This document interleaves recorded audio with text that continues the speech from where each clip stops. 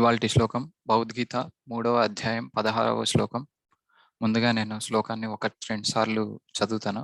ఆ తర్వాత మీకు కూడా నాతో పాటు రిపీట్ చేసే అవకాశాన్ని ఇస్తాను. ఏవం ప్రవర్తితం చక్రం నానువర్తయతి హయా ఏవం ప్రవర్తితం చక్రం నానువర్తయిత యః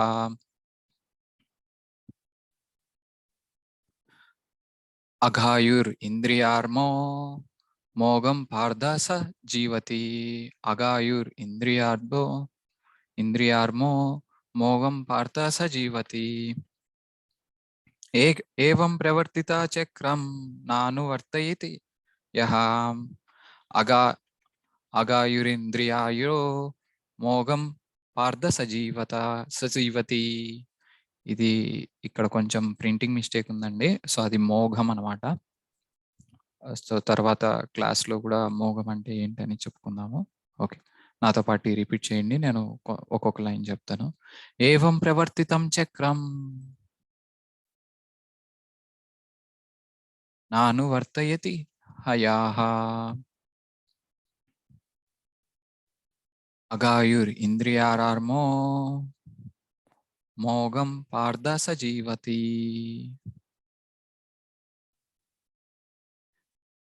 అనువాదము మరియు భాష్యము ఏసీ భక్తి వేదాంత స్వామి శ్రీల ప్రభుపాదుల వారిచే. శ్రీల ప్రభుపాదుల వారికి జై. అనువాదము. ప్రియమైన ఓ అర్జున, ఈ విధముగా వేదములచే స్థాపింపబడిన యజ్ఞ చక్రమును మానవ జీవితమున అనుసరింప అని వాడు నిజముగా పాప జీవుడగును. కేవలము ఇంద్రియ తృప్తి కొరకే జీవించుచు అట్టివాడు నిరర్ధకముగా జీవనమును గడుపును. భాష్యము. కష్టించి పనిచేసి పిదప ఇంద్రియ భోగము అనుభవింపుము అని చెప్పే ధన లోభపూరితమైన తత్వము శ్రీకృష్ణ భగవానునిచే ఇక్కడ ఖండింపబడినది. కనుక ఈ భౌతిక జగత్తును అనుభవింపగోరు వారికి పైన పేర్కొనబడిన యజ్ఞాచరణ చక్రము అత్యంత అవసరము. అట్టి నియమములను అనుసరించలేనివాడు మిక్కిలి గర్హితుడై మిక్కిలి అపాయకరమైన జీవితమును గడుపును. ప్రకృతి నియమానుసారము మానవ జన్మ అనునది కర్మజ్ఞాన భక్తి యోగములనడి ఏదియో ఒక మార్గమును అనుసరించి ఆత్మానుభూతిని పొందుట కొరకే ప్రత్యేకముగా ఉద్దేశింపబడినది.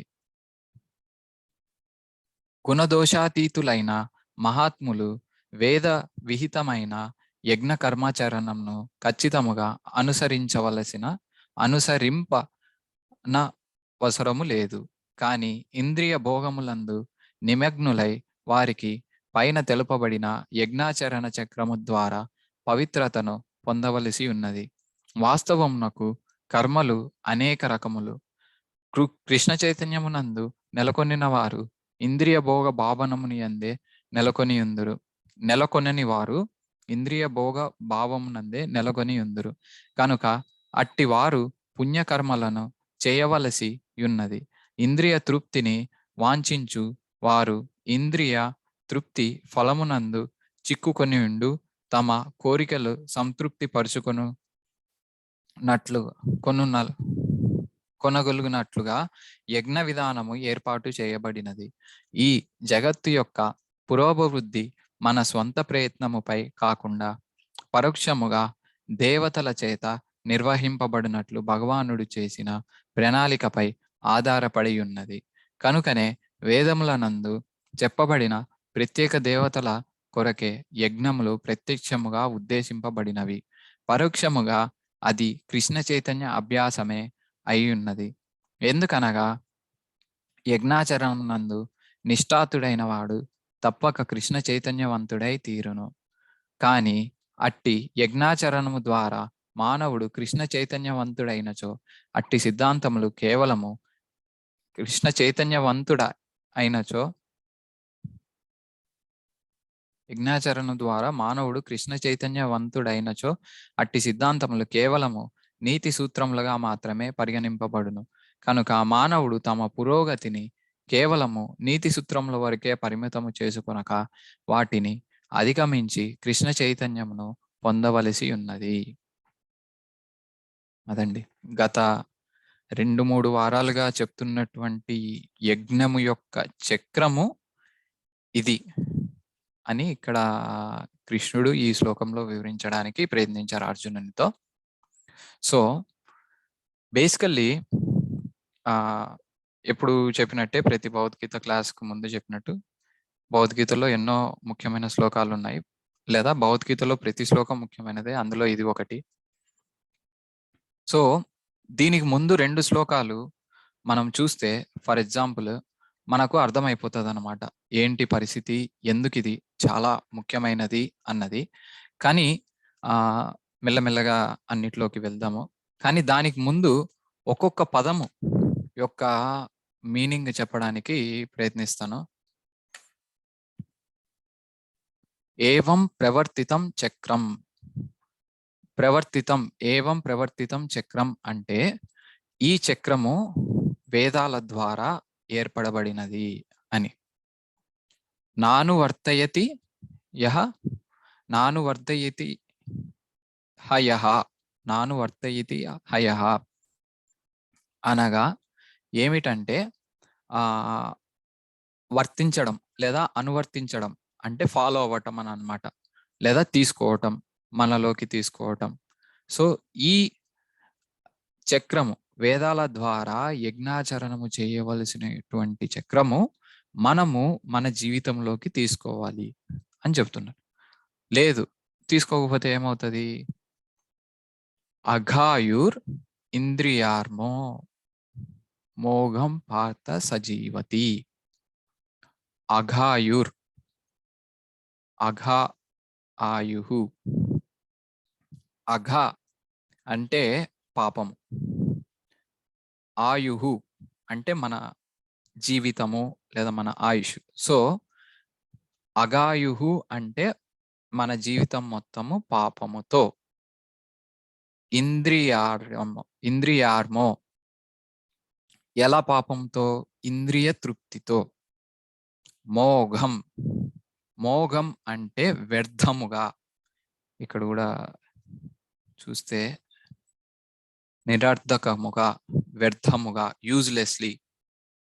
పార్థ, ఓ పార్థ, పృథు కుమార, పృథు వంశానికి చెందినటువంటి కుంతి కుమార. అలా జీవనము గడుపుము. పార్థ సజీవతి, అలాంటి జీవితము గడుపుతాడు. సో మొదటి లైన్లో ఏముంది? మనిషి అన్నటువంటి వాడు ఏది వర్తించాలి లేదా ఏది అనుగొనాలి లేదా ఏది పాటించాలి అని చెప్పబడింది. రెండవటి ఏంటి దీంట్లో? పాటించకపోతే ఇబ్బంది ఏంటి, మనకొచ్చే సమస్య ఏంటి అన్నటువంటిది చెప్పబడింది. సో కూలంకషంగా మనము అన్ని విషయాలను చర్చించుకోవడానికి ప్రయత్నిద్దాము. సో ఇంకొకసారి ఈ అనువాదం రిపీట్ చేస్తాను మొత్తం ఇప్పుడు ఆ లెక్క ప్రకారము చూస్తే. సో ప్రియమైన ఓ అర్జున, ఈ విధముగా వేదములచే స్థాపింపబడిన యజ్ఞ చక్రము మానవ జీవితమునను అనుసరింపని వాడు నిజముగా పాప జీవుడగును. కేవలము ఇంద్రియ తృప్తి కొరకే జీవించుచు అట్టివాడు నిరర్థకముగా జీవనమును గడుపును. సో ఏవం ప్రవర్తితం చక్రం. సో ఏవం ప్రవర్తితం చక్రం అంటే ఏమిటి అన్నదానికి ముందు వెళ్ళేదానికంటే ఇప్పుడు మనము ఇక్కడ మనం చూస్తే యాక్టివిటీ అంటే విషయం, పాటించాల్సినటువంటి విషయం గురించి కృష్ణుడు చెప్తున్నాడు. ఏంటి? వేదాలలో చెప్పబడినటువంటి యజ్ఞ చక్రమును పాటించమని చెప్తున్నాడు. ఉదాహరణకు యజ్ఞ అంటే ఇంగ్లీష్లో చెప్పాలంటే సాక్రిఫైస్, అంటే మన దగ్గర ఉన్నది త్యాగం చేయడం. ఎవరి కోసం? కృష్ణుని కొరకు, విష్ణువు కొరకు, విష్ణు ప్రీత్యర్థము కొరకు త్యాగం చేయడం. ఎందుకు త్యాగం చేయాలి? ఈ రెండవ సెంటెన్స్లో చెప్పినట్టు అలా చెయ్యనప్పుడు మనకు పాపం వస్తుంది. ఎలా పాపం వస్తుంది? లేదా ఈ త్యాగం అన్నటువంటిది మనం ప్రతి విషయంలోనూ చేయొచ్చు. ఇప్పుడు ఉదాహరణకు ఇంతకు ముందు 2, 3 శ్లోకాలకు ముందు చూస్తే యజ్ఞక్స్ 3వ అధ్యాయం 13వ శ్లోకం. యజ్ఞశిష్ట శినాశాంతో ముచ్యంతే సర్వకిల్బిషై భుంజతే త్వగం పాప ఏ పశ్యంతి ఆత్మకారణాత్. సో ఈ అనువాదం ఒకసారి ఎవరన్నా చదవండి. హరే కృష్ణ.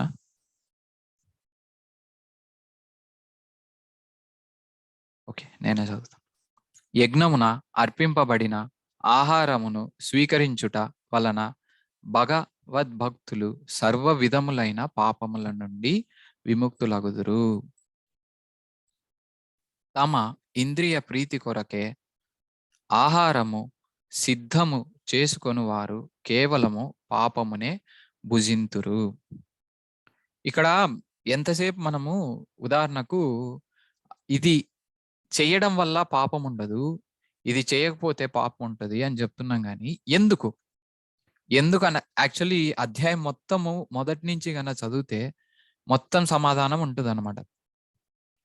లేదా ఎందుకు అనంటే ఆయన భోక్తుడు కాబట్టి, కృష్ణుడే యజమాని కాబట్టి. భోక్తారం యజ్ఞ తపస సర్వలోక మహేశ్వరం, అన్ని లోకాలకు ఆయనే యజమాని కాబట్టి. యజ్ఞ తపస యజ్ఞము యొక్క భోక్త ఆయనే కాబట్టి, యజ్ఞము యొక్క ఫలితాలను భుజించేటటువంటి వాడు ఆయనే కాబట్టి.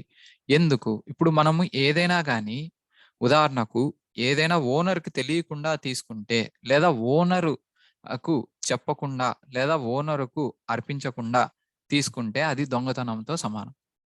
దొంగతనంకు ఇక్కడ ఓనర్ ఒక జైల్ సిస్టమ్ ని పెట్టాడు. ఆ జైల్ సిస్టమ్ ప్రకారం మనం నేరం చేసిన వాళ్ళం అవుతాం. ఆయన ఇచ్చినటువంటి ఆహారమే. వర్షం నువ్వు చేయట్లేదు, నువ్వు సృష్టించట్లేదు. నీరు నువ్వు సృష్టించట్లేదు. భూమి నువ్వు సృష్టించలేదు. ఈ పంచభూతాల నుండి నువ్వు ఏది తినాలనుకున్నా కానీ, ఏది చేయాలనుకున్నా కానీ వస్తుంది. అలాంటప్పుడు దీని అన్నిటికీ అధిపతి అయినటువంటి ఆయనకు మనం చెప్పకుండా మనము తీసుకోవాలని అనుకుంటే అప్పుడు ఏమవుతుంది? నేరం అవుతుంది. నేరానికి ఏమవుతాము? శిక్షార్హులం అవుతాం. ఆ శిక్షార్హులే పాపం. పాపము పుణ్యము అని ఒక లగ్జరీ, ఈ సోకాల్ జైల్లో లగ్జరీ రూము ఏమంటారు, స్టాండర్డ్ రూము అన్నట్లు 2 గదులు అనమాట, లేదా 2 జీవితములు. ఒకటి పుణ్యము, 2 పాపము. కానీ భౌతికంగా చూసుకుంటే పుణ్యము పాపము, కానీ ఆధ్యాత్మికంగా చూసుకుంటే 2 పాపంతో సమానమే. అంటే ఎందుకు ఇలా అన్నానని కాదు, ఏది చేసినా కానీ తర్వాత మళ్ళీ మనం ఇంకొక దేహం తీసుకోవాల్సి ఉంటుంది అది అనుభవించడానికి. సో ఏ రకంగా చూసుకున్నా కానీ మరులా జన్మము తీసుకోవటమే ఒక నరకంతో సమానం. పుట్టుక ఉంటుంది, మరణం ఉంటుంది, జననం ఉంటుంది, మరణం ఉంటుంది, వ్యాధి ఉంటుంది, వృద్ధాప్యం ఉంటుంది.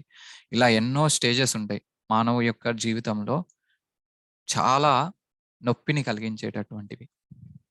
ఈ నొప్పిని పుణ్యాత్ముడైనా కానీ తీసుకోవాల్సిందే, పాపాత్ముడైనా కానీ తీసుకోవాల్సిందే. కాబట్టి అలా హోల్ మనకి ఈ ప్రాబ్లమే ఎక్కడొచ్చిందంటే మనం ఈ భౌతిక ప్రపంచంలోకి రావటానికి. అందుకే వేదాలలో ఎక్కడ చూసినా కానీ భగవంతునికి లింక్ చేయకుండా, భగవంతునికి సన్నిధానము చేయకుండా మనము ఏమి చేసినా కానీ, భగవంతునికి లింక్ చేయకుండా మనం ఏమి చేసినా కానీ ఏమంటారు, పాపము కింద చెప్పబడి ఉంది. సో ఉదాహరణకు చూసుకుందాం. ఇప్పుడు మనకు ఈ ఈ దేహం అన్నటువంటిది తీసుకోవడం వల్లనే కదా దాని తర్వాత వచ్చేటటువంటి ప్రాబ్లమ్స్ అన్నటువంటివి వచ్చింది మనకు ఉదాహరణకు. సో అలాంటప్పుడు ఈ దేహం అన్నటువంటిది తీసుకోవటమే ఈ మనకు బేసికల్లీ మనం ఆత్మ. ఇప్పుడు మనం భగవద్గీతలో చూస్తే ఎవరు ఈ జీవి అన్నటువంటిది కృష్ణుడు చెప్తాడనమాట. ఏదైతే ఈ దేహానికి మొత్తానికి తేజస్సుగా వ్యాపింపబడి చేసి ఉందో, ఏదైతే నిన్ను జీవింపడానికి జీవించడానికి ఉందో, ఏదైతే అదో అది నువ్వు, ఈ దేహము కాదు.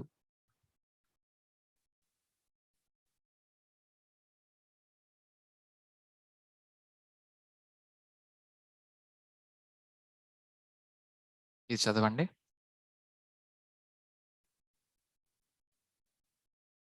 అవినాశితు తద్విదద్ది ఏన సర్వమిదం తదం. అవినాశి, వినాశనము అంటే నాశనము కలిగినటువంటిది, అవినాశి అంటే నాశనము లేనటువంటిది. తద్విధి ఏన సర్వమిదం తథం. ఈ ఒక్క లైనే నేను ఇప్పుడు చెప్పాలనుకుంటున్నది. సో ఈ ఆత్మ అన్నటువంటిది నాశనము లేనటువంటిది. ఇది శరీరం మొత్తం వ్యాపించి ఉంది. ఈ శరీరం అన్నటువంటిది నాశనము ఉన్నటువంటిది. ఎప్పుడైతే ఈ మిక్స్ ఆఫ్ కాంబినేషన్ రెండు చూసారా భిన్న ధృవాల్లాగా ఉన్నాయి. ఒకటేమో నాశనం లేనిది, ఒకటేమో నాశనం ఉన్నది. మనమే ఉన్నాం. మనకి ఏదైతే భిన్న ధృవాలుగా ఉన్నటువంటి వ్యక్తులతో మనల్ని జత చేశామో మనం చాలా ఇన్‌కంఫర్టబుల్ గా ఫీల్ అవుతాం. చాలా ఇబ్బందికరంగా ఫీల్ అవుతాం. సో సేమ్ అలానే ఈ ఆత్మకు ఈ అనిత్యమైనటువంటి దేహాన్ని జత చేయటం వల్ల ఆ ఆత్మ అన్నటువంటిది ఈ త్రిగుణాలలోకి వచ్చి ఆ శరీరము ద్వారా ఈ పాపము కానీ పుణ్యము కానీ అనుభవించాల్సి వస్తుంది. సరే, ఈ ఆత్మ అన్నటువంటిది పాపము పుణ్యము అదంతా పక్కన పెడితే, ఫర్ ఎగ్జాంపుల్ ఈ చేతనము ఈ బాడీ మొత్తము, ఈ దేహం మొత్తము ఏదైతే చేతనం ప్రకాశింపజేయబడి ఉన్నదో ఆ చేతనం అన్నటువంటిది ఎలా తెలుసుకోవాలి అన్నటువంటిదే ఈ యజ్ఞము. ఇప్పుడు ఎంతో మంది మనము చూస్తే మనం ఎలా బతికి ఉన్నామనంటే గాలి పీల్చుకోవడం వల్ల ఇవన్నీ అని చెప్తారు. ఎస్, మనం బతికున్నది గాలి పీల్చుకోవడం వల్ల, ఇంకా ఇంకొక 100 రీజన్స్ ఉన్నాయి. కానీ ఇవన్నిటికీ శక్తి వ్యాపింప చేయబడి ఉన్నటువంటిది ఆత్మ. ఆ ఆత్మ అన్నటువంటిది ఆ దేహంలో కన్నా లేకపోతే అది శవం. శరీరం అన్నటువంటిది జస్ట్ ఒక మాంసపు ముద్ద మాత్రంగానే మిగులుతుంది. ఈ తేజస్సు ఉండటం వలన మాత్రమే ఉంది. సో ఈ తేజస్సు ఈ దేహంలో ఉన్నప్పటికీ ఇది ఒక వయా మీడియా లాగానమాట. ఇది ఒక యంత్రము లాగా. సో ఈ దేహంలో ఉన్నప్పటికీ యజ్ఞము చేయటం ద్వారా మాత్రమే, యజ్ఞం అన్నటువంటిది భగవంతునికి సంబంధించినది, ఆత్మ అన్నటువంటిది భగవంతునికి సంబంధించినది, ఆధ్యాత్మికానికి సంబంధించినది. యజ్ఞం అన్నటువంటిది ఆధ్యాత్మికతకు సంబంధించినటువంటి. ఈ మధ్యలో ఉన్నటువంటి దేహము ఈ రెండింటిని బ్రిడ్జ్ లాగా కలుపుతుంది. ఆ యజ్ఞం అన్నటువంటిది ఒక్కొక్క యుగంలో ఒక్కొక్క రకముగా ఉన్నదన్నమాట. ఎలా అంటే ఇప్పుడు కృతేయ ధ్యాయతో విష్ణు, 2వ స్కందము 3వ అధ్యాయము 51 52 52వ శ్లోకం. ఎవరైనా చదవచ్చండి, తప్పేం లేదు. సో ఇది ఏంటంటే ఇంటరాక్టివ్ సెషన్ అన్నమాట. ఒకరికొకరు మాట్లాడుకొని లేదా ఒకరికొకరు తెలుసుకొని భగవద్గీతను అందరూ ఉన్నతిగా వృద్ధి చెందడానికి. సో దయచేసి ఈ సెషనే ఇప్పుడు మనకు నార్మల్ ఫేస్‌బుక్‌లో, యూట్యూబ్‌లో ఉన్నదానికి, ఇక్కడ జూమ్‌లో ఉన్నదానికి డిఫరెన్స్ ఏంటంటే, వ్యత్యాసం ఏంటంటే ఇక్కడ ఇద్దరు పరస్పరంగా మాట్లాడుకోవచ్చు. మీ వాయిస్ వినిపిస్తుంది, నా వాయిస్ వినిపిస్తుంది. కావాలంటే మీ ముఖము చూపించొచ్చు, నా ముఖము చూపించొచ్చు. సో ఇలా ఏమవుతదంటే ఒకరికొకరు కలిసి మాట్లాడుకున్నటువంటి ప్లాట్‌ఫార్మ్. లేదా ఒకరికొకరు ఇప్పుడు నేను చదివిన తర్వాత మీరు చదవడము, ఇలా చదవడం వల్ల మనం చదవటం వల్ల మనం కూడా వృద్ధి చెందుతాం. మనకు గూడా అర్థమవుతది. ఏదైనా కానీ ఇప్పుడు వినటం అని అనుకోండి, ఓన్లీ చెవులతోనే. అదే చదవటం అని అనుకోండి, కళ్ళతో చూస్తున్నాము, నోటితో మాట్లాడుతున్నాము, మళ్ళీ చెవులతో వింటున్నాము. సో ఎప్పుడైతే మనకు 1కి 2, 2కు 3 ఇంద్రియములు ఇందులోనే నిమగ్నమై ఉన్నప్పుడు ఇంకా రిజల్ట్ అన్నటువంటిది ఎక్కువ ఉంటుంది. మామూలుగైనా కానీ మనం వింటే ఒక 5 సార్లు 10 సార్లు వింటే గుర్తున్నటువంటి విషయము 1, 2 సార్లు 3 సార్లు చదవంగానే గుర్తుంటది. దానికి కారణం అదే. ఎన్ని ఇంద్రియాలు మనం ఏ యాక్టివిటీలో అయినా కానీ ఎన్ని ఇంద్రియాలు అన్నటువంటిది నిమగ్నం అవుతాయో అంత రిజల్ట్ అన్నటువంటిది ఉంటుంది. The more you invest the more you get, something like that. So ఏంటంటే ఇప్పుడు ఓకే, ఈ భావము చదవండి ఎవరన్నా. 12వ స్కందము 3వ అధ్యాయం 52వ. నన్ను చదవమంటారు ప్రభు? చదవండి ప్రభు, చదవండి. సత్యయుగమునందు విష్ణు ధ్యానం వలన, త్రేతాయుగమునందు యజ్ఞాచరణం వలన, ద్వాపర యుగమునందు భగవత్పాద పద్మ పరిచర్య వలన ఏ ఫలము కలిగినో అదే ఫలము కలియుగములలో కేవలము హరే కృష్ణ మహామంత్ర కీర్తనముచే లభించగలదు. అదండి.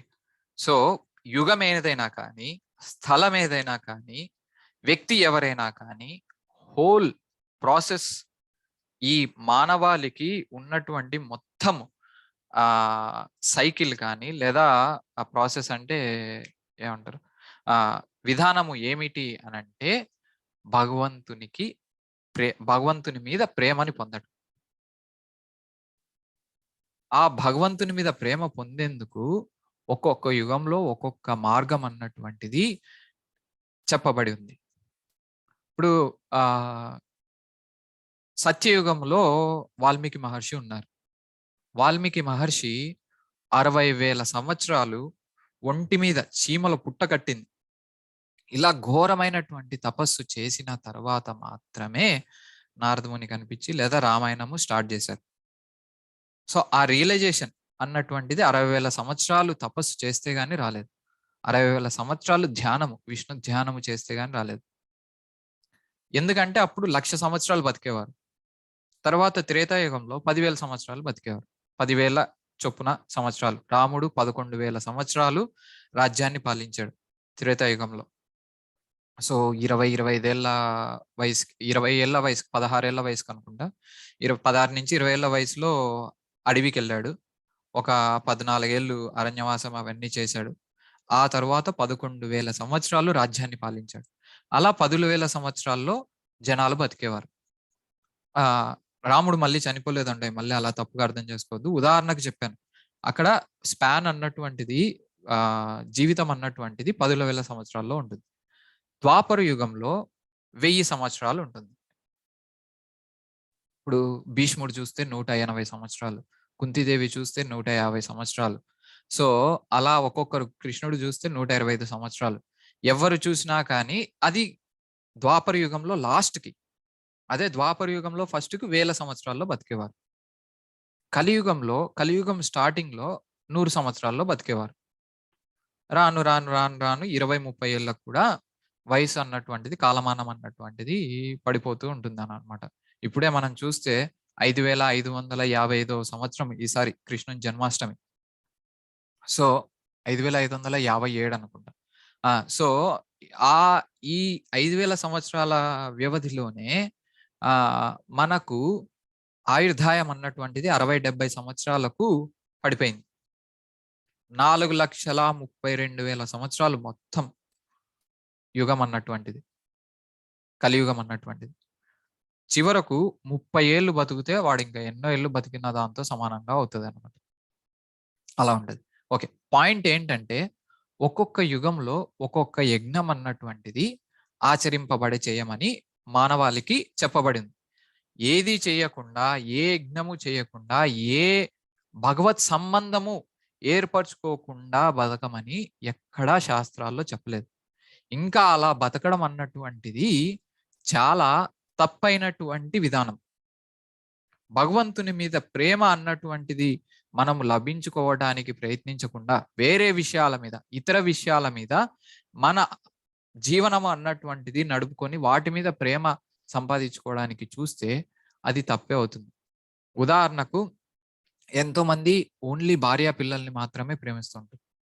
అంటే భార్యా పిల్లల్ని ప్రేమించడం తప్పని కాదు, కానీ భగవత్ సంబంధము లేకుండా భార్యా పిల్లల్ని ప్రేమించినా కానీ మనము ఈ ఏమంటారు, ఈ ఇబ్బందిలో పడిపోతాం, ఈ కర్మ చక్రంలో పడిపోతాం. యజ్ఞ చక్రంలో కాకుండా కర్మ చక్రంలో, పునరపి జననం పునరపి మరణం అన్నటువంటిది. ఉదాహరణకు చూద్దాం. మన భార్య పిల్లలు ఎవ్వరూ మనల్ని మరణము నుండి, మరణ సమయంలో కాపాడలేరు. దేహాపుత్ర కలత్రాది. ఎన్నో శ్లోకం వస్తుంది ప్రభు? దేహాపుత్ర కలత్రాది.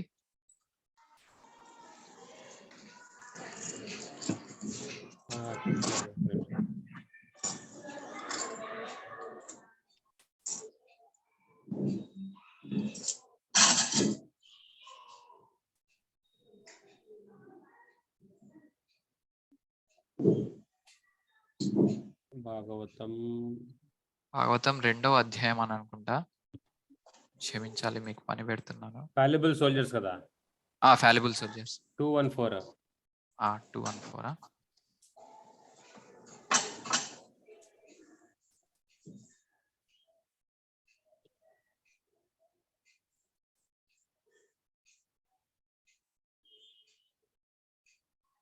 సో ఇది భావం ఒక్కసారి చదవండి.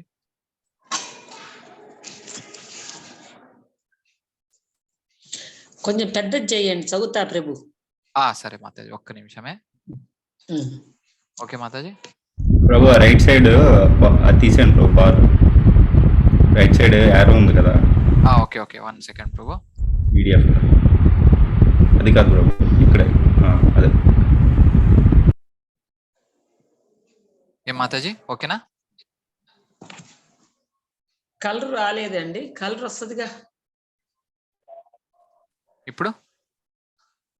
వైటే ఉందండి, ఎరుపు రాలే.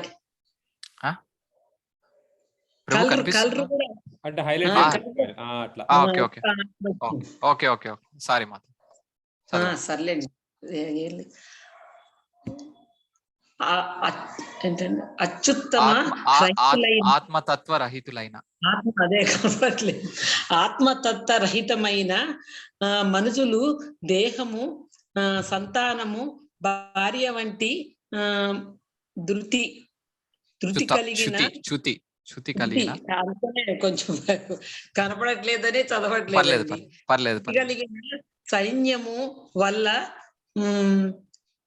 ఇదేంటండి అట్లా మిగుల ఆసక్తులైనందున, ఆసక్తులైన జీవిత మనుషులను గూర్చి విచారణ కావింపబడు తగినంత అనుభవము గడించినప్పటికీ. అక్కడ అది పడలేదండి, ఇక్కడ లేదు, అందుకనే చదవలేదండి. చిన్నప్పటికి వాడు తమ అనివార్యమైన వినాశమును గావింప జాలరు.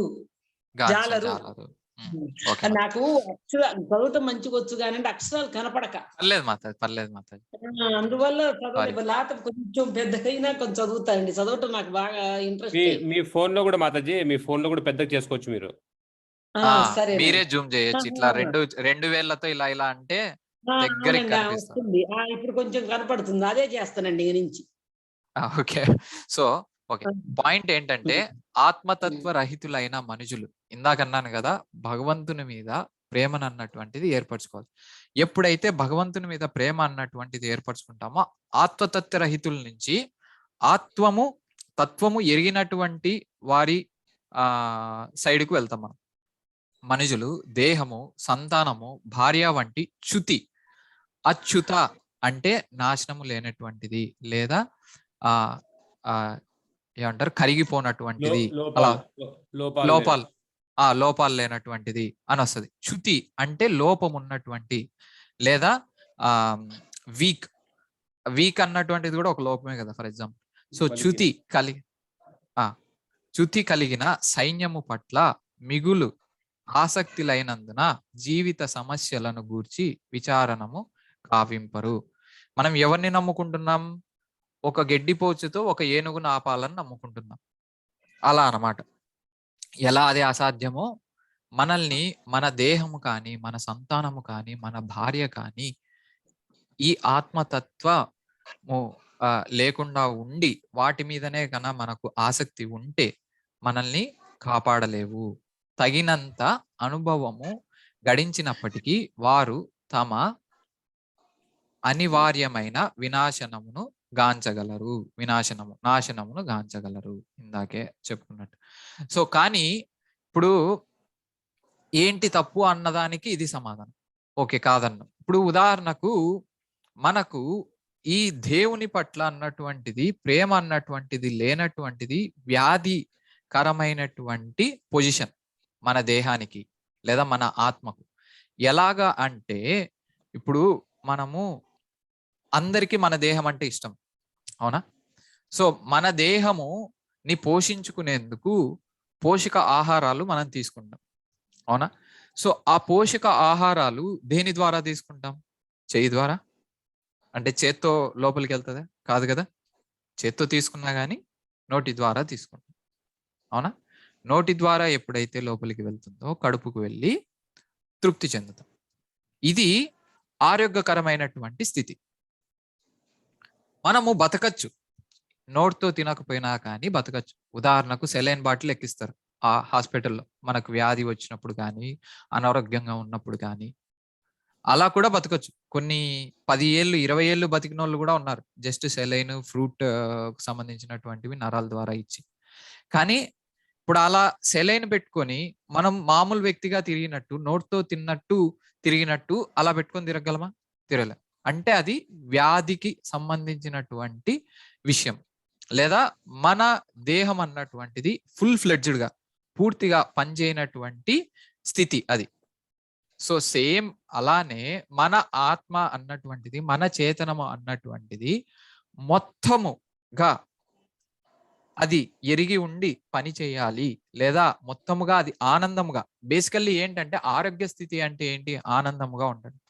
సో మన ఆత్మకు ఆరోగ్య స్థితి లేదా ఆనందకరమైనటువంటి స్థితి భగవంతునికి దానికి లింక్ చేయడం. ఎలా అయితే నోటి ద్వారా ఫుడ్‌ని మనం లింక్ చేస్తామో అలా లింక్ చేయడం. నేను వేరే ద్వారా ఆ ఆనందాన్ని వెతుక్కుంటాను అనంటే అది పరోక్షంగా ఉంటది తప్ప ప్రత్యక్షంగా ఉండదు.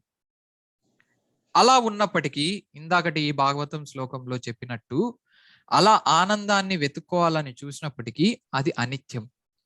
అది నీ వినాశనమును నిండి నిన్ను కాపాడలేదు. నీ అంటే ఎవరు? ఈ ఆత్మ అన్నటువంటిది ఇంకొక దేహము తీసుకోకుండా ఉన్నటువంటి వినాశనము నుండి నిన్ను కాపాడలేదు. సో టోటల్ ఈ ప్రాసెస్ భగవంతునికి మన విషయం అన్నటువంటిది లింక్ చేసుకునేటటువంటి ప్రాసెసే యజ్ఞం. ఇక్కడ మనం ఇంకొక విషయం తెలుసుకోవాల్సింది ఏంటంటే ఏమంటారు, ఈ చక్రం అన్నటువంటిది ఇప్పుడు ఇంకొక ఎగ్జాంపుల్ ఏంటంటే ప్రతిసారి చెప్తూనే ఉన్నాము కానీ ఇప్పుడు కూడా చెప్పుకోవడంలో తప్పేం లేదు. ఇంకొక ఎగ్జాంపుల్ ఏమిటంటే యథా తరోర్మూల నిషేచనేన తృప్యంతి తత్స్కంద భుజోపశాఖ. అంటే ఇప్పుడు మనము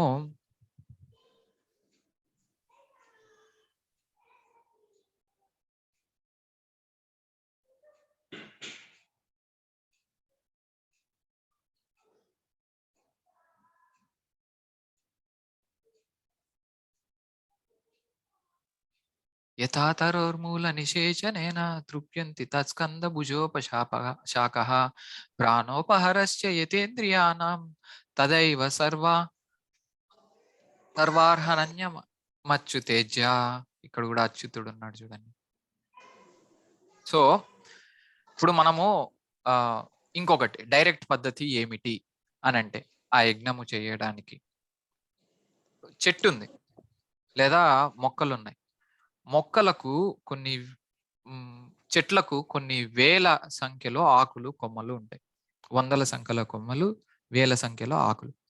ప్రతి ఒక్కదాన్ని మనం ఒకవేళ అన్న చిన్న మొక్క అయితే ప్రతి ఒక్క ఆకును ప్రతి ఒక్క కొమ్మను తడపగలమేమో కానీ పెద్ద చెట్టు అయింది అనుకోండి ప్రతి ఒక్కదాన్ని తడిపేదానికి లేదా ప్రతి ఒక్కదాన్ని ఆరోగ్యకరంగా ఉంచేదానికి ప్రయత్నించటము, ఒక్కొక్క దానికి సాటిస్ఫై చేస్తూ ప్రయత్నించటము అన్నటువంటిది మూర్ఖత్వపు చర్య. బుద్ధిమంతుని చర్య ఏంటి? వాటి యొక్క మూలమైనటువంటి రూట్స్ అంటే వేర్ల దగ్గర నీరు పోయటం. పోస్తే ఆ వేరు అన్నటువంటిది వృక్షం యొక్క మూలలకు ఆ యొక్క నరిష్మెంట్, ఆ యొక్క ఆకలిని తీరుస్తుంది. వృక్షం యొక్క ఆకలిని తీర్చి వృక్షముని హెల్తీగా చేస్తుంది. సేమ్ ఇందాక ఇంకొకటి చెప్పుకున్నాం కదా, కడుపులోకి ఎప్పుడైతే ఫుడ్ వెళ్తుందో చెయ్యి, కాలు, కన్ను, చెవు, ముక్కు అన్ని ఇంద్రియములు తేజస్సుతో పనిచేస్తాయి.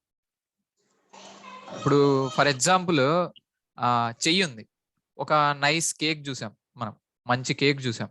కేక్ చూస్తే అప్పుడు ఈ చెయ్యి అనుకుంటది నేను అక్కడ అంత దూరం నడిచింది కాళ్ళు, అక్కడికి వెళ్ళింది చూసింది కన్ను, అది స్మెల్ చేసి మంచిగా ఉంది అని అనుకునింది ముక్కు, ఈ చెయ్యి తీసుకుంటుంది ఇవన్నీ కదా కష్టపడింది, లాస్ట్కి ఎందుకు నోట్లో పెట్టి కడుపులోకి పంపించాలి, కడుపు ఏమీ చేయట్లేదు అని అనుకుంటది. ఉదరేంద్రియానం, ఉదరము అంటే కడుపు, ఇంద్రియానం అంటే మిగిలినటువంటి ఇంద్రియాలు.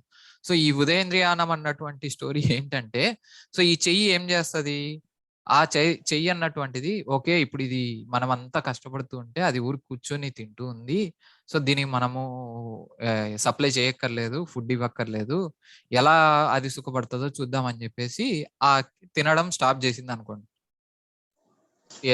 చెయ్యి అన్నటువంటిది నోటి దాకా తీసుకురావడం స్టాప్ చేసింది అని అనుకోండి. మెల్లగా ఏమవుతుంది, చెయ్యి పడిపోతుంది, కాలు పడిపోతుంది, చూపు మందగిస్తుంది, స్మెల్ అన్నటువంటిది రాదు. ఇప్పుడు మనమే ఉన్నాము, ఒక 2 రోజులు 3 రోజులు కన్నా ఏమి తినకుండా ఉన్నామని అంటే కనీసం కన్ను కూడా తెరిచి చూడని కూడా చూడలేం, కాలుతో నడవలేం, అలా ఉంటది అనమాట సిచ్యువేషన్. చాలా నీరసపడిపోతాం. సో అప్పుడు ఏమవుతుంది, అది మూర్ఖత్వపు చర్య అవుతుంది. సో సేమ్ అలానే భగవంతుని రహితంగా మనము మన జీవితమును లేదా మన నాగరికతను గడుపుకోవాలని అనుకోవటం మూర్ఖత్వపు చర్య. ఆ భగవంతుని రహితంగా కాకుండా భగవంతుని అనుసంధానం చేసుకుంటూ మన జీవితాన్ని గడుపుకోవడమే ఏవం ప్రవర్తితం చక్రం.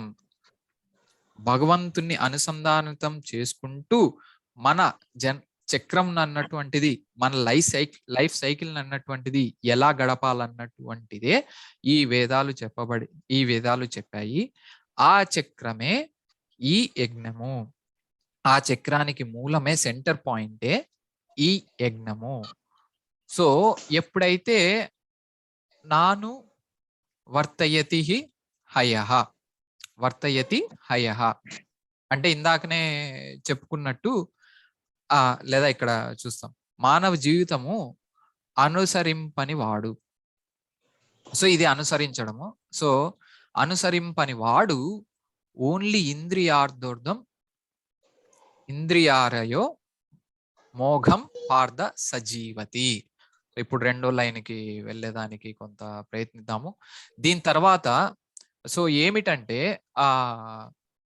ప్రభుపాద వారు ఎప్పుడైతే భాష్యం రాస్తారో, భాష్యం ఊరికే రాయరు, మిగతా శాస్త్రముల నుండి, మిగతా శ్లోకముల నుండి, మిగతా వేరే వేరే చోట్ల భాగవతము, భగవద్గీత, చైతన్య చరితామృత, ఇలా ఆచార్యులందరూ రాసినటువంటి విషయాలనే ఇక్కడ తీసుకొచ్చి పెడతారు. ఇప్పుడు ఉదాహరణకు ఆ చక్రము గురించే ఇక్కడ ఫస్ట్ మనకు ఇప్పుడు చూస్తే ఏది అవసరము మానవాళికి, లేదా ఏది అనవసరము, లేదా ఎలా వ్యవహరించాలి అన్నటువంటిదే ఇక్కడ ఈ ఫస్ట్ 4-5 లైన్స్ లో చెప్పబడింది. ఒక్కసారి కొంచెం చదవండి ఎవరైనా. చదువుతారండి ప్రభుజీ. కష్టించి మాతాజీ చదవండి మాతాజీ. కష్టించి పనిచేసే పిదప ఇంద్రియ భోగము అనుభవింపుము అని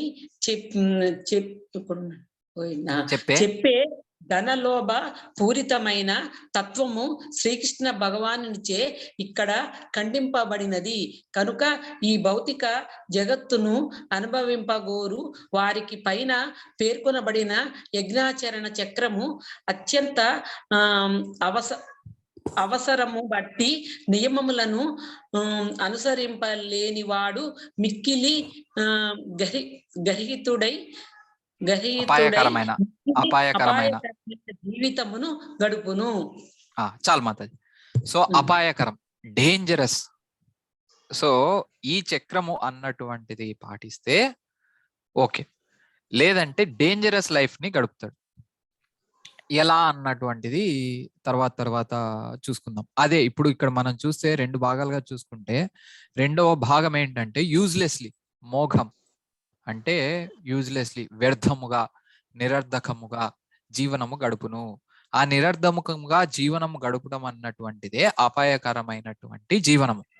ఇప్పుడు మనమే ఉన్నాము, మనం చదువుతున్నాము, క్లాస్లోకి వెళ్ళి స్కూల్లోకి వెళ్ళి చదువుకుంటున్నాము. ఫర్ ఎగ్జాంపుల్, ఉదాహరణకు ఆ చదువుకున్న తర్వాత నీ గమ్యము ఏమిటి, లేదా నీ చదువు యొక్క ఉపయోగము ఏమిటి అని అంటే, నా చదువు ఏం చేస్తుందో నాకు తెలియదు, నేనేం చేయాలనుకుంటున్నానో నాకు తెలియదు అని అన్నాడు అనుకో, అంటే లాస్ట్ స్టేజ్ లో కూడా అన్నాడు అనుకో, అంటే తను కాలేజ్ నుంచి బయటకు వచ్చే వయసుకు కూడా అన్నాడు అనుకో, తర్వాత విషయం ఏమిటి అన్నటువంటిది తెలియకుండా తన జీవితాన్ని గడిపాడని అనుకుంటే అది ఎంత అపాయకరమైనటువంటి జీవితం. సో సేమ్ అలానే మనకి ఈ ఉన్నటువంటి జీవితాన్ని భగవంతుని గురించి, యజ్ఞ చక్రము గురించి, యజ్ఞాచరణ గురించి తెలుసుకోకుండా అనవసరముగా, అత్యంత అవసరమైనటువంటి విషయము తెలుసుకోకుండా అనవసరంగా ఈ జీవితాన్ని గడిపితే ఎంత అపాయకరము. ఇందాక 3వ అధ్యాయం 13వ శ్లోకంలో చూసుకున్నట్టు, ఎప్పుడైతే స్వామికి, కృష్ణునికి అన్ని అర్పించి తింటాడో ఆ భక్తుడు అన్నటువంటి వాడు సర్వపాపరహితుడు అవుతాడు. కృష్ణునికి అర్పించకుండా తన ఇంద్రియ భోగ తృప్తి కోసం మాత్రమే తింటాడో ఆ వ్యక్తి, అతని భక్తుడే కాదు, ఆ వ్యక్తి అన్నటువంటి వాడు పాపానికి అధిపతి అవుతాడు, లేదా పాపానికి లోభుడు అవుతాడు అని చెప్పబడింది. సో ఈ చక్రం అన్నటువంటిది చాలా ముఖ్యమైనటువంటిది. ఇప్పుడు మనం ఇంతకు ముందు 2-3 శ్లోకాల్లో 3వ అధ్యాయం 14, 15వ శ్లోకంలో ఈ చక్రం గురించి వివరింపబడింది. ఇదే ఆ చక్రము అని ఇప్పుడు కృష్ణుడు చెప్తున్నాడు. సో 3వ అధ్యాయం 14వ శ్లోకంలో ఏం చెప్పబడింది? అన్నాద్ భవంతి భూతాని పర్జన్యోద్ అన్న సముద్భవ, యజ్ఞాద్ భవంతి పర్జన్యో యజ్ఞ కర్మ సముద్భవ. ఇది ఒక్కసారి చదవండి ఎవరైనా. చదువుతానండి. జీవ దేహములన్నీయును వర్షము వలన ఉత్పత్తి మైనట్టి ఆహార ఆధారపడి జీవించును. వర్షము చరము వలన కలుగు కర్మచరణము నుండి యజ్ఞము ఉద్భవించుచున్నది. అదండి. సో ఇదే చక్రము. సో ప్రతి జీవి అన్నటువంటిది, భూమి మీద బతుకుతున్నటువంటి ప్రతి జీవి అన్నటువంటిది వర్షాధారితమైనటువంటిదే. వర్షము ద్వారా పండినటువంటి ఆహారము తిని భుజించి బతకవలసినదే. మనము చూస్తే ఇక్కడ ఆహారము అన్నాద్ భవంతి భూతాని, ధాన్యము. ఇప్పుడు మనము ఇంతకు ముందు కూడా ఇదే టాపిక్ చెప్పుకున్నాం, కానీ మళ్ళీ ఇంకొకసారి క్లుప్తంగా వివరించుకుందాం లేదా రిపీట్ చేసుకుందాము. సో ఏంటంటే, ఇప్పుడు మనము మాంసాహార భుజించేటటువంటి వ్యక్తి అయినా కానీ ఆ మాంసం ఉన్నటువంటి జంతువు బతకడానికి కావలసినటువంటిది గడ్డి, ఇతర ఇత్యాది గడ్డిపోచు వంటి ఆహారము, అది కూడా మళ్ళీ వర్షం నుండే వస్తుంది. అవునా? లేదు, అలా కాదు, ఓన్లీ వెజిటేబుల్స్ అంటే అది చాలా తప్పు, అది వేరే విషయము. సో ఏ రకంగా చూసుకున్నా, ఏ జీవి చూసుకున్నా కానీ వర్షాధారితముగానే బతుకుతుంది. ఈవెన్ ఒక వర్షాధారితము అనంటే మనం బతకడము తినటమే కాదు, మీకు కావాల్సినటువంటి మిగతా నెసెసిటీస్. ఫర్ ఎగ్జాంపుల్ ఒక ఇల్లు కట్టాలనుకోండి, నీళ్ళు లేకుండా ఇల్లు కట్టలేం, గడ్డి లేకుండా ఇల్లు కట్టలేం. పోయిన రోజుల్లో ఉన్నటువంటి ఎండిగడ్డితో కడుతున్నటువంటి ఇల్లు అయినా కానీ, పాకలు లేదా ఇవన్నీ ఏవైనా కానీ, వాటికి మళ్ళీ నీరు కావాలి. ఇప్పుడు మనం కడుతున్నటువంటి సిమెంట్ ఇటుకలు వీటితో కడుతున్నటువంటి ఇల్లు అయినా కానీ మన నివాసానికి నీరు కావాలి. మనకు ఒంటికి బట్ట కావాలి, కాటన్, పత్తి. సో ఈ పత్తి కావడానికి నీరు కావాలి. మనం అలంకరించుకోవడానికి కావాల్సినటువంటి నగలకు కూడా నీరు కావాలి. ఉదాహరణకు ముత్యం ఉంది. ముత్యం అన్నటువంటిది నీటిలో ఆల్చిప్పలో ఒకానొక రోజు ఒక వర్షపు చినుకు పడితే అప్పుడే ఉద్భవిస్తుంది. లేదు, గోల్డ్, సిల్వర్ ఇలాంటి మినరల్స్, వేరే వేరే ఖనిజాలన్నీ తీసుకున్నా కానీ భూమిలో ఉన్నటువంటివి వర్షము ఉన్నప్పుడు ఆ మినరల్స్ అన్నటువంటివి డెవలప్ అవ్వటం వల్ల మాత్రమే అవి కొన్ని సంవత్సరాలు భూమిలో అలానే ఉండి ఉండి ఉండి ఉండి కానీ దానికి ఫస్ట్ జీవనాధారం అన్నటువంటిది ఇప్పుడు లేదా ఫర్ సపోజ్ పెట్రోల్ తీసుకుందాం. మనం బతకాలనుకున్నటువంటి మనకు జీవనము ఈ చక్రము, ఈ చక్రము కన్నా మన బండి చక్రము నడవాలనుకున్నటువంటి కావాలనుకున్నటువంటి పెట్రోల్ వంటివి కూడా భూమిలో ఒకానొకప్పుడు ఫాసిల్ ఫ్యూయల్స్ అంటారు వీటిని. అంటే ఏమిటంటే భూమిలో ఒకానొకప్పుడు ఉండిపోయి ఇంద్రియముగా తయారయ్యాయి. ఆ భూమిలో ఉండేదానికి కూడా ఈ మట్టి కానీ, ఆ మట్టిలో జీవులు కానీ ఇవన్నీ కూడా మళ్ళీ అప్పుడు వర్షం ద్వారా ఆధారపడి ఉన్నటువంటివే. సో ఎప్పుడైతే వర్షము ఉండదో ఈ చక్రం అన్నటువంటిది ఆగిపోతుంది. ఓకే, వర్షముని చేయడానికి, వర్షము కొనసాగడానికి ఆచరించవలసినటువంటి చక్రం ఏంటి? చక్రంలో నెక్స్ట్ పాయింట్ ఏంటి? యజ్ఞాచరణము. యజ్ఞాచరణము చేస్తేనే కర్మలు చేయగలం. ఇది ఈ పాయింటే సేమ్ ఇంకొకసారి ఇంతకు ముందు కూడా చెప్పుకున్నాము. ఇప్పుడు మనం యజ్ఞము చేయటానికి కూడా మళ్ళీ హవిస్కు వీటన్నిటికీ రకరకాల ధాన్యాలు ఇవన్నీ కావాలి. మళ్ళీ ఆ ధాన్యాలకు రెయిన్ కావాలి. ఈ యజ్ఞము చేస్తే రెయిన్ వస్తుంది. See how beautiful cycle. చక్రము ఎంత అద్భుతమైనటువంటి చక్రము ఇది. సో ఇటువంటి ఈ చక్రమును యజ్ఞము చేయటము ద్వారా మాత్రమే పొందగలం. ఎలా అనంటే ఇక్కడ నెక్స్ట్ శ్లోకంలో ఆ ఎక్స్ప్లెనేషన్ చెప్పబడింది. సో కర్మలు చేయటం వల్ల, యజ్ఞాలు చేయటం వల్ల కర్మలు అన్నటువంటి వస్తాయి. కర్మో బ్రహ్మోద్భవం విద్ధి బ్రహ్మక్షర సముద్భవం తస్మాత్ సర్వగతం బ్రహ్మనిత్యం యజ్ఞే ప్రతిష్ఠితం. సో ఇది ఒక్కసారి అనువాదం చదవండి. చదువుతాను. నియమిత కర్మలు వేదములందు నిర్దేశింపబడగా అట్టి వేదములు దేవుని నుండి ప్రత్యక్షముగా వ్యక్తము చేయబడినవి. అందుచే సర్వ వ్యాపకమైన పరబ్రహ్మము యజ్ఞ కర్మలందు నిత్యముగా ప్రతిష్ఠితమై యుండును. సూపర్ మాతాజీ, ఈసారి బాగా చదివి. ఓకే, సో ఏంటంటే చదువుతా మంచిగా గాని అక్షరాలు లేదు, అదే ఇక్కడ నేను అది హైలైట్ అయింది కదా, నా ఉద్దేశం అది. మీరు ప్రతిసారి బాగానే చదువుతారు, మంచి కనపడుతుందే చదువుతున్నానండి. Yes super. సో ఏంటంటే కర్మో బ్రహ్మోద్భవం విద్ధి. ఆ కర్మ అన్నటువంటిది ఏ కర్మలు చేయాలి అన్నటువంటిది. యజ్ఞం నేను చేస్తాను అని చెప్పేసి ఒక గోటుని తీసుకొచ్చి, అదే ఒక గొర్రెని తీసుకొచ్చి నేను చంపేస్తాను, ఇది కూడా యజ్ఞం అంటే అనేదానికి లేదు. అంటే ఎలా చేయాలన్నటువంటిది, ఏమి చేయాలన్నటువంటిది కూడా వేదములందు నిర్దేశింపబడింది. ఆ వేదములు ఎక్కడి నుండి వచ్చాయి? దేవాది దేవుడి నుండి ప్రత్యక్షముగా వచ్చాయి. దేవాది దేవుడి నుంచి వచ్చాయి. ఎలా అంటే ధర్మంతు సాక్షాత్ భగవత్ ప్రణీతం. ఈ ధర్మము అన్నటువంటిది సాక్షాత్తు భగవంతుడే, దేవాది దేవుడు అయినటువంటి శ్రీకృష్ణుడే స్థాపించాడు, ప్రత్యక్షముగా వ్యక్తము చేయబడినది. అందుచే సర్వవ్యాప్తకమైన పరబ్రహ్మమును యజ్ఞ కర్మలయందు నిత్యముగా ప్రతిష్ఠితమై యుండును. ఈ యజ్ఞముల ద్వారా సర్వవ్యాపకమైనటువంటి ఈ పరబ్రహ్మమును యజ్ఞాకరములందు నిత్యముగా ప్రతిష్ఠితమై యుండును. ఇప్పుడు అవ్యక్తం వ్యక్తి మాపన్నం అని చెప్పేసి భగవద్గీతలో ఒక శ్లోకం ఉంటది. అవ్యక్తం వ్యక్తి మాపన్నం 7:24. అందులో చెప్పబడి ఉంటది అనమాట, మొత్తం వ్యాపించి ఉన్నటువంటి ఈశ్వరుడు అని చెప్పేసి కూడా.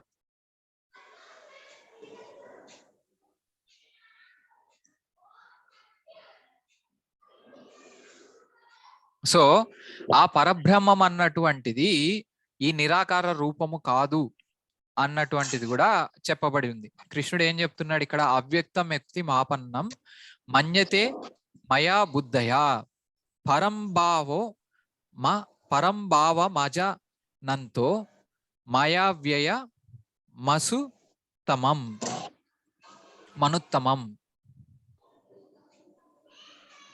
సో ఇది కూడా ఒక్కసారి చదవండి. చదువుతున్నాను. నన్ను సంపూర్ణముగా ఎరుగని మందబుద్ధులు దేవాది దేవుడనైనా నేను శ్రీకృష్ణుడు తొలుత నిరాకారుడైన ఉండి ఇప్పుడు ఈ రూపమును దాల్చితినని భావింతురు. అజ్ఞాన వశమున వారు నాశరహితమును మరియు అత్యుత్తమమును అగు నా దివ్య స్వభావమును ఎరుగలేరు. సో ఇందాక నేను ఆ పరబ్రహ్మం అన్న విషయం గురించి చెప్పడానికి ఇక్కడికి వచ్చాను. సో ఏంటంటే పరబ్రహ్మం అంటే నిరాకారము కాదు అని చెప్పడానికి. కానీ మళ్ళీ ఇంకొకసారి దానికే వెళ్దాము. కర్మో బ్రహ్మోద్భవం.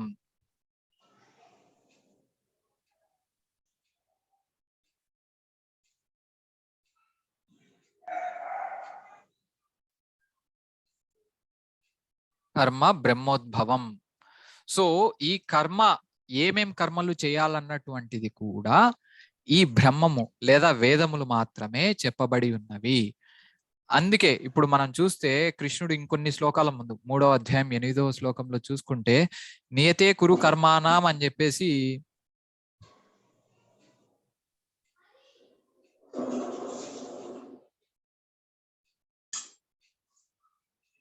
నియతం కురు కర్మాత్వం కర్మ నియతం కురు కర్మాత్వం కర్మజ్ఞయో హి అకర్మణః. సో ఒక్కసారి చూడండి, ఏది చేయకుండా ఉండు అని ఎప్పుడూ కృష్ణుడు చెప్పలేదు. కర్మలు చేయి నాయనా, అవి అన్నటువంటి వేదాలు చెప్పిన ప్రకారం చెయ్యి, అది యజ్ఞముగా చెయ్యి, ఆ యజ్ఞముగా చేసి నీ జీవితాన్ని తరించుకో, లేదంటే నువ్వు పాపాలు తప్ప పుణ్యం సరైన విషయం చేయలేవు అని చెప్తున్నాడు తప్ప. ఇప్పుడు మనం చూస్తే ఈ అధ్యాయం అన్నటువంటిది స్టార్ట్ కాకముందు అర్జునుడు కన్ఫ్యూజన్ లో ఉంటాడు, సందేహంలో ఉంటాడు. నువ్వు ఒకసారేమో చేసిందంతా నాకే అర్పించంటావు, ఒకసారేమో ఏ అంటారు నీవు దాన్ని ఎంజాయ్ చేయకుండా అది నువ్వు దాన్ని తీసుకోకుండా నాకు అర్పించి చేయని అంటావు, ఒకసారేమో చేయి చంపు అని అంటావు. ఎలా నాకు ఇది ఏంటో కన్ఫ్యూజన్ గా ఉందంటేనే ఈ కర్మయోగం అన్నటువంటిది స్టార్ట్ అయింది. సో ఇక్కడ చూస్తే ఒకసారి ఇది అనువాదం చదవండి. 3వ అధ్యాయం. నీ విద్యుక్త ధర్మమును నీవు శ్రద్ధగా నిర్వర్తింపుము, అట్లు చేయుట అసలు కర్మ చేయకపోవుట కంటెను ఉత్తమము. మానవుడు కర్మ చేయకుండా భౌతికమైన దేహమును కూడా పోషించు కొనజాలడు. అదండి సంగతి. సో మనం చూస్తే ఈ విషయము విద్యుత్ ధర్మము నిర్వర్తించమని, శ్రద్ధగా నిర్వర్తించమని చెప్తున్నాడు కృష్ణుడు. చూడు, విద్యుత్ ధర్మము ఎలా ఉంటదంటే, ఇప్పుడు ఫర్ సపోజ్ బుద్ధివంతులైనటువంటి వాళ్ళు బ్రాహ్మణులుగా వారి విద్యుత్ ధర్మం నిర్వర్తిస్తూ ఉంటారు. క్షత్రియులు వారు కాపాడేటటువంటి విద్యుత్ ధర్మంను, పాలించేటటువంటి విద్యుత్ ధర్మం నిర్వర్తిస్తూ ఉంటారు. వైశ్యులు వారు చేసేటటువంటి వ్యాపారము, ఈ లావాదేవీలు లేదా లోకాన్ని ముందరికి తీసుకెళ్లేదానికి కావాల్సినటువంటి ఆహార ధాన్యాల్ని పండిస్తూ ఆవు పాలు ఇవన్నీ తీసుకుంటూ అలా వారి విద్యుత్ ధర్మంను నిర్వర్తిస్తూ ఉంటారు. శూద్రులు మనకు కావాల్సినటువంటి లేబరు చేస్తూ కష్టమైనటువంటి పనులన్నీ చేస్తూ ముందరికి వెళ్ళటానికి విద్యుత్ ధర్మంను నిర్వర్తిస్తూ ఉంటారు. సో అలా నీ విద్యుత్ ధర్మమును నిర్వర్తించు. ఎలా? యజ్ఞాచరణముగా నిర్వర్తించు అని చెప్తున్నాడు కృష్ణుడు. ఇక్కడ ఇవాల్టి శ్లోకంలో చూసుకుంటే అదే ఈ చక్రం అన్నటువంటిది ఎప్పుడైనా కానీ మూవ్ అవుతూ ఉండాలి తప్ప స్టాప్ అవ్వమని ఎక్కడ చెప్పట్లేదు కృష్ణుడు. ఆగిపోయి ఏ అంటారు సైలెంట్ గా ఉండమని చెప్పట్లేదు. పని చేయి అర్జున, నా కోసం పని చేయి, తిను అర్జున, నాకు అర్పించి తిను, యుద్ధము చేయి అర్జున, నన్నే తస్మాత్ సర్వేషు కాలేషు మామనుస్మరచే యుద్ధయ, నన్నే నిత్యము ఆలోచించుకుంటూ యుద్ధము చెయ్యి, లేదా నన్నే నిత్యము తలుచుకుంటూ యుద్ధం చెయ్యి, అలా చెప్పాడు. సో ఇక్కడ బేసికల్లీ ఏంటంటే నన్ను అంటే కృష్ణుణ్ణి సెంటర్ పాయింట్ గా పెట్టి మిగతావన్నీ చెయ్యి అని చెప్తున్నాడు. సో అదే ఈ చక్రం ఇప్పుడు మనకు దినము, మార్నింగ్, ఈవినింగ్, మళ్ళీ మరుసటి రోజు ఉదయము, సాయంకాలము, ఇలా ఎలా అయితే గడుపుతూ పోతూ ఉంటామో ఈ గడుపుతున్నటువంటి చక్రంను యజ్ఞాచరణలోకి తీసుకొని రమ్మని చెప్తున్నాడు. నువ్వు చేస్తున్నటువంటి ప్రతి ఒక్కటి ఒక సాక్రిఫైస్ లాగా, ఒక త్యాగం లాగా చెయ్యి. అప్పుడే ఏమవుతుందంటే నువ్వు ఈ చక్రము ఇప్పుడు ఎలా ఉంటదంటే, ఇప్పుడు మనం ఫిజిక్స్ లో ఒక లా ఉంది, మనం ఫోర్స్ గా తిరుగుతూ ఉన్నామని అనుకోండి, ఆ సెంట్రిఫ్యూగల్ ఫోర్స్ కి ఆ చక్రంలో నుంచి బయటకు వచ్చేస్తుంది బాల్. సో అలా ఈ యజ్ఞం అన్నటువంటిది ఎలా ఉండాలి అని అంటే ఆ సెంటర్ అయినటువంటి కృష్ణుని పట్లనే చేస్తూ ఉంటే ఒకానొక రోజు ఆ చక్రంలో నుంచి బయటకు వస్తుంది. సో ఎలా అంటే సో అఘాయుర్ ఇంద్రియమో మోఘం పార్థ సజీవత. ఇప్పుడే అన్నాను కదా, ఇన్యాక్టివిటీ అంటే ఏది చేయకుండా ఉండకూడదు అని చెప్పట్లేదు, చెయ్యాలి. చేసినటువంటిది కృష్ణుని యొక్క కృష్ణుడు చెప్పబడినటువంటి విధముగా యజ్ఞాచరణముగా చేయాలి. అప్పుడు ఏమవుతుందంటే ఈ ఇంద్రియములు అన్నటువంటిది ఇంద్రియ భోగము గురించి కాకుండా వేరే విషయం గురించి లాగా పనిచేస్తాయి. ఇప్పుడు ఇది ఎలా అంటే అఘాయుర్ ఇంద్రియార్థం పార్థ మోగం మోగం పార్థ సజీవత. మోగం అన్నటువంటిది ఇంకొక చోట కూడా చెప్పబడి ఉంది భగవద్గీతలో. మోగాస మోగ కర్మణ మోగ జ్ఞాన అని చెప్పేసి 9వ అధ్యాయము 12వ శ్లోకం. బేసికల్లీ మోగం అమోఘం. ఇప్పుడు అమోఘం అంటే ఏంటంటే మొత్తం అంతా చాలా యూస్ఫుల్ అయినటువంటిది లేదా చాలా అవసరమైనటువంటిది అని. అదే మోఘము అని అంటే అవసరం లేనటువంటిది లేదా వ్యర్థమైనటువంటిది నిరుపయోగమైనటువంటిది అని. సో మోగాస మోగ కర్మనో మోగ జ్ఞాన విచేత సహా రాక్షసీం మాసురీం చైవ ప్రకృతి మోహినం శ్రిత. అంటే ఏమంటున్నాడు? మోగాస మోగ కర్మను అవసరం లేనటువంటి ఫ్రూటివ్ యాక్టివిటీస్ కర్మఫలాలు. మోగ జ్ఞాన అవసరం లేనటువంటి జ్ఞానం. ఏ జ్ఞానం అయితే నిన్ను కృష్ణుణ్ణి చేర్చగలదో ఆ జ్ఞానం అన్నటువంటిది అమోఘమైనటువంటి జ్ఞానం. ఏ జ్ఞానం అయితే నిన్ను కృష్ణుణ్ణి చేర్చలేదో ఆ జ్ఞానం అన్నటువంటిది మోగ జ్ఞానం. విచేత సహ రాక్షసి మాసురీం చైవ. రాక్షసి అయినటువంటి రాక్షసు బుద్ధి కలిగినటువంటి ఆసురు బుద్ధి కలిగినటువంటి వారు ప్రకృతిం మోహినం శ్రితాహ. మోహినిం అంటే మాయ, మాయ యొక్క ఆశ్రితాన్ని అంటే షెల్టర్ ని పొందుతారు అని చెప్పేసి. ఒక్కసారి ఈ ఈ ట్రాన్స్లేషన్ మరియు పర్పట్టు ఇంకెవరైనా చదువుతారండి? హరే కృష్ణ ప్రభు. హరే కృష్ణ ప్రభు. ఆ విధముగా మోహితులైన వారు దానవ మరియు నాస్తిక భావములచే ఆకర్షితులగుదురు. అట్టి భ్రాంత స్థితిలో వారి ముక్తికి సంబంధించిన ఆశలు కామ్యకర్మలు జ్ఞాన సముపార్జనలన్నీయును వ్యర్థములగును. ఒక్క నిమిషం. సో ఇక్కడ చూస్తే 2వ లైన్ వచ్చేసి అక్కడ ఫస్ట్ లైన్ మోగాస మోగ కర్మనో మోగ జ్ఞాన విచేత సహా. ఇక్కడ ఫస్ట్ లైన్ ఫస్ట్ వచ్చేసి రాక్షసి మాసిరిం చైవ ప్రకృతి మోహినిం శ్రితాహ. సో ఎప్పుడైతే మనము ఈ ఏథిస్టిక్ ఫిలాసఫీ ఏథిస్ట్ ఆస్తికుడు నాస్తికుడు నాస్తికమైనటువంటి భావంలోకి వెళ్తామో నాస్తికమైనటువంటి జ్ఞానం సంపాదిస్తామో, ఎప్పుడైతే కర్మఫలములు కామ్యకర్మల యందు ఆసక్తులు ఆశలు కలిగి అటు సైడ్ వెళ్తామో, సో ఏమవుతుంది? మనం ఆటోమేటిక్ గా ఆధ్యాత్మికం నుంచి దూరం అవుతాం. సో ఎలా అంటే నార్త్ పోల్ సౌత్ పోల్ రెండు సైడ్ ధ్రువాలు.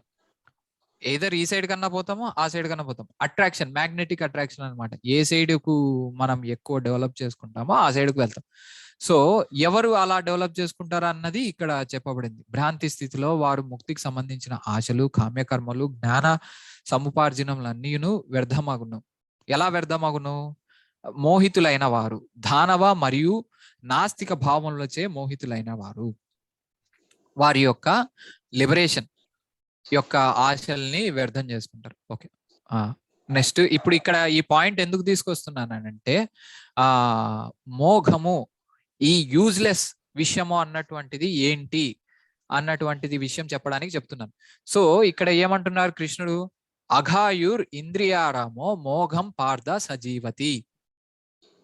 ఈ ఇంద్రియ తృప్తి కోసమే ఈ పాపమైనటువంటి జీవితాన్ని గడిపి పాపమైనటువంటి విషయములతే నీ జీవితాన్ని వ్యర్థము చేసుకోవద్దు అని అంటున్నాడు. ఏవి అవి అన్నటువంటివి క్లుప్తముగా ఇక్కడ ఈ శ్లోకము పర్పట్టు భాష్యము అనువాదము భాష్యము వీటిలలో కొంచెం వివరింపబడి ఉన్నది. సో చదవండి ప్రభు. సారీ.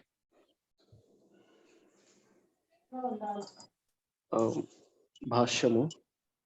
తమను తాము కృష్ణ చైతన్యమున భక్తియుక్త సేవయందు నెలకొనినట్లుగా భావించుచునే అంతరంగమున మాత్రము దేవాది దేవుడైన శ్రీకృష్ణుడు పరతత్వముగా అంగీకరింపని భక్తులెందరో కలరు. భగవద్ధామమును తిరిగి చేరుట అను భక్తియుక్త సేవ ఫలమును వారెన్నడును ఆస్వాదింపజాలరు. అదే విధముగా శ్రద్ధతో కూడిన కామ్య కర్మలందు మరియు పుణ్యకర్మలందు నెలకొనిన వారును భౌతిక బంధములు నుండి విముక్తిని వాంఛించువారును దేవాది దేవుడైన శ్రీకృష్ణుని నిరసించుదురు కనుక విజయమును పొందజాలరు. మరో మాటలో శ్రీకృష్ణుని పట్ల అపహాస్య భావముతో వర్తించువారు అసుర స్వభావమును లేదా నాస్తిక స్వభావమును కలిగినట్టివారు. భగవద్గీత యందలి సప్తమాధ్యాయము నందు వివరింపబడినట్లు అట్టి అసుర ప్రవృత్తి గలవారు ఎన్నడూనూ శ్రీకృష్ణుని శరణు పొందరు.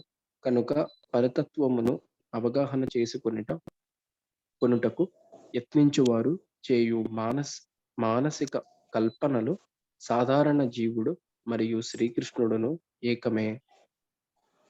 సో అక్కడ ప్రభు ఒక్క నిమిషం. సో అక్కడ 2 శ్లోకాలు చెప్పబడి ఉన్నాయి. ఇందాక మనం చూస్తే 7వ అధ్యాయము అని చెప్పారు కదా ప్రభుపాద గారు. సో నమాం దుష్కృతినో మూఢ అని చెప్పేసి, ఈ దుష్కృతులైనటువంటి వారు కృష్ణునికి శరణు పొందరు అని చెప్పేసి వాళ్ళని 4 కేటగిరీస్ గా వివరించారు కృష్ణుడు అక్కడ. అది ఇప్పుడు అది అవసరం లేదు, కానీ చెప్పాలనుకుంటున్న పాయింట్ ఏంటంటే ప్రభుపాదుల వారు రాస్తున్నటువంటి భాష్యం అన్నటువంటిది ఎంతో విలువైనటువంటిది. ఇప్పుడు మనము అక్కడికి ఇక్కడికి పోయి తీసుకోవాల్సిన విషయము, లేదా ఈ పర్టికులర్ శ్లోకానికి ఏ శ్లోకమైనా కానీ అర్థం కావాల్సినటువంటి విషయమును అక్కడనే ఒక సాధారణ వ్యక్తికి ఎలా అర్థమవుతుందో పొందుపరిచి ఉన్నారని అన్నమాట. సో అందుకే ఈ భగవద్గీత అన్నటువంటిది, ఇప్పుడు మనం తెలుగు భగవద్గీత తీసుకున్నామంటే బుక్ లో వర్డ్ బై వర్డ్ మీనింగ్ కూడా ఉంటది. ఒక్కొక్క పదముకు కూడా ఏమిటి అన్నటువంటిది మీనింగ్ అన్నటువంటిది, అర్థం అన్నటువంటిది ఉంటది. మీకు ఎప్పుడైనా కానీ మీరు ఎప్పుడైనా కానీ ఏదైనా ఇస్కాన్ టెంపుల్కి వెళ్ళినా కానీ, లేదా ఏదైనా హరే కృష్ణ టెంపుల్కి వెళ్ళినా కానీ, లేదా ఆన్లైన్ లో అమెజాన్ లో ఫ్లిప్కార్ట్ లో వీటిలలో కూడా ఉంది. ఒకసారి వెళ్ళి మీ దగ్గర తెలుగు భగవద్గీత గానే ఇంట్లో లేకపోతే దయచేసి తీసుకోండి. దగ్గరలో టెంపుల్స్ ఏం లేకపోతే ఆన్లైన్ లో అయినా తీసుకోండి, లేదా ఉంటే అక్కడైనా తీసుకోండి. తీసుకొని ఈ భగవద్గీత అన్నటువంటిది ఇంట్లో పెట్టుకోండి. ఇది ఇంట్లో పెట్టుకోవడం వల్ల మీరు కాకపోయినా కానీ ఉత్తరోత్తర తర్వాత తరాల వారైనా కానీ ఎవరో ఒకరైనా కానీ బాగుపడచ్చు. కాదు లేదు మీరే మీ జన్మను ధరించజేసుకోవాలని అనుకుంటే లక్షణంగా తీసి హ్యాపీగా చదవండి. సో బేసికల్లీ పాయింట్ ఏంటంటే, ఈ మొత్తం ఫిలాసఫీ లేదా ఈ మొత్తం విషయాలన్నీ మనం తెలుసుకోవడానికి కారణము, లేదా తెలుసుకోవాల్సినటువంటి అవసరము, ఈ కృష్ణుని పట్ల ప్రేమ భక్తి భావనను ఏర్పరచుకోవడం. ఎలా ఏర్పరచుకుంటాం? ఇప్పుడు మనము రోడ్డు మీద పోయే వ్యక్తిని చూసామనుకోండి, ప్రేమ రాదేమో. కానీ అదే మన నాన్నని చూసామనుకోండి, మన తండ్రిని చూసామనుకుంటే ప్రేమ వస్తుంది. ఎలా అంటే ఆ రిలేషన్షిప్ అన్నటువంటిది, ఆ సంబంధం అన్నటువంటిది నీకు ప్రేమను కలగజేస్తుంది. సో నువ్వు ఎప్పుడైతే ఈ మర్చిపోయినటువంటి సంబంధాన్ని, ఈ ప్రేమని డెవలప్ చేసుకోవడం వల్ల, ఈ భగవద్గీత అన్నటువంటిది వారధిలాగా అన్నమాట. నువ్వు మర్చిపోయినటువంటి భగవంతునితో మర్చిపోయినటువంటి సంబంధాన్ని నీకు మళ్ళీ నెలకొల్ప చేస్తుంది, నీలో నెలకొల్ప చేస్తుంది. ఆ నెలకొల్ప చేసేటటువంటి విషయమే ఈ భగవద్గీతలో పేర్కొనబడింది. ఓకే, ఎవరు నేను? నువ్వు అహం బ్రహ్మాస్మి. ఏం చేయాలి నువ్వు? అతతో బ్రహ్మ జిజ్ఞాస. ఆ బ్రహ్మం అన్నటువంటిది ఏంటో తెలుసుకోవాలి. ఓకే, ఎవరది? అహం సర్వస్య ప్రభువో. కృష్ణుడు చెప్తున్నాడు, నేనే అందరికీ ప్రభుని, నా నుంచే అన్ని వచ్చాయి, నేనే అందరికీ తండ్రిని అని చెప్తున్నాడు. సో అలా ఇప్పుడు ఎప్పుడైతే అందరికీ ఆయన తండ్రి, మిగతా వాళ్ళందరూ నా తమ్ముళ్ళు అన్నలు, ఈ యూనివర్సల్ బ్రదర్హుడ్ అన్న కాన్సెప్ట్ ఉంది చూసారా? ఎలా అంటే వసుదైక కుటుంబం అని అంటాం మన సంస్కృతంలో. సో బేసికల్లీ ఏంటంటే, ఇప్పుడు యునెస్కో ఒక పని చేస్తుంది ఏంటంటే, ఈ దేశం వాళ్ళ ఆ దేశం వాళ్ళని కాకుండా మానవాళిని ఒకే తాటిపైకి తీసుకురావడానికి. కానీ యునెస్కో చేయలేనటువంటి పని ఇప్పుడు మనం మాయాపూర్కి వెళ్ళి చూసామని అనుకోండి. శ్రీ చైతన్య మహాప్రభు గారి యొక్క ఆవిర్భావ స్థలం అది. చాలా పెద్ద టెంపుల్ అన్ని ఉన్నాయి అక్కడ. సో మాయాపూర్కి వెళ్ళి చూస్తే మొత్తం 190 దేశాల్లో ఉన్నటువంటి జనులు అక్కడ ఉంటారు. హ్యాపీగా టెంపుల్లో పాడుకుంటూ ఆడుకుంటూ ఒకరికి ఒకరు కోఆపరేట్ చేసుకుంటూ భగవంతుని యొక్క సేవ చేసుకుంటూ ఉంటారు. ఎలా వచ్చింది? ఈ యూనివర్సల్ బ్రదర్హుడ్ అన్నటువంటి కాన్సెప్ట్ ఫస్ట్ నీకు ఫాదర్ ఎవరో, నీ తండ్రి ఎవరో తెలిస్తే కదా నీ అన్నదమ్ములు ఎవరో తెలిసేది అన్నట్లు, నీ ఫాదర్ ఎవరో, నీ తండ్రి ఎవరో తెలుసుకునే దానికి ఈ భగవద్గీత అన్నటువంటిది తోడ్పడుతుంది. సో అలా తోడ్పడడం వల్ల మనకు భగవంతుని మీదే కాదు, భగవంతునితో సంబంధం ఉన్న ప్రతి జీవి పట్ల కూడా ప్రేమ వస్తుంది. సో అప్పుడు ఏం చేస్తాం? భగవంతుడు ఏది చెప్పాడో అది చేస్తాం. భగవంతుడు ఏం చెప్తున్నాడు?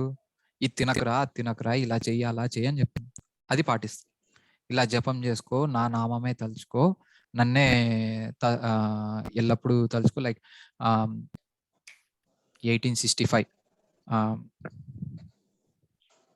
ప్రభు ఫస్ట్ లైన్ అందివ్వండి ప్రభు.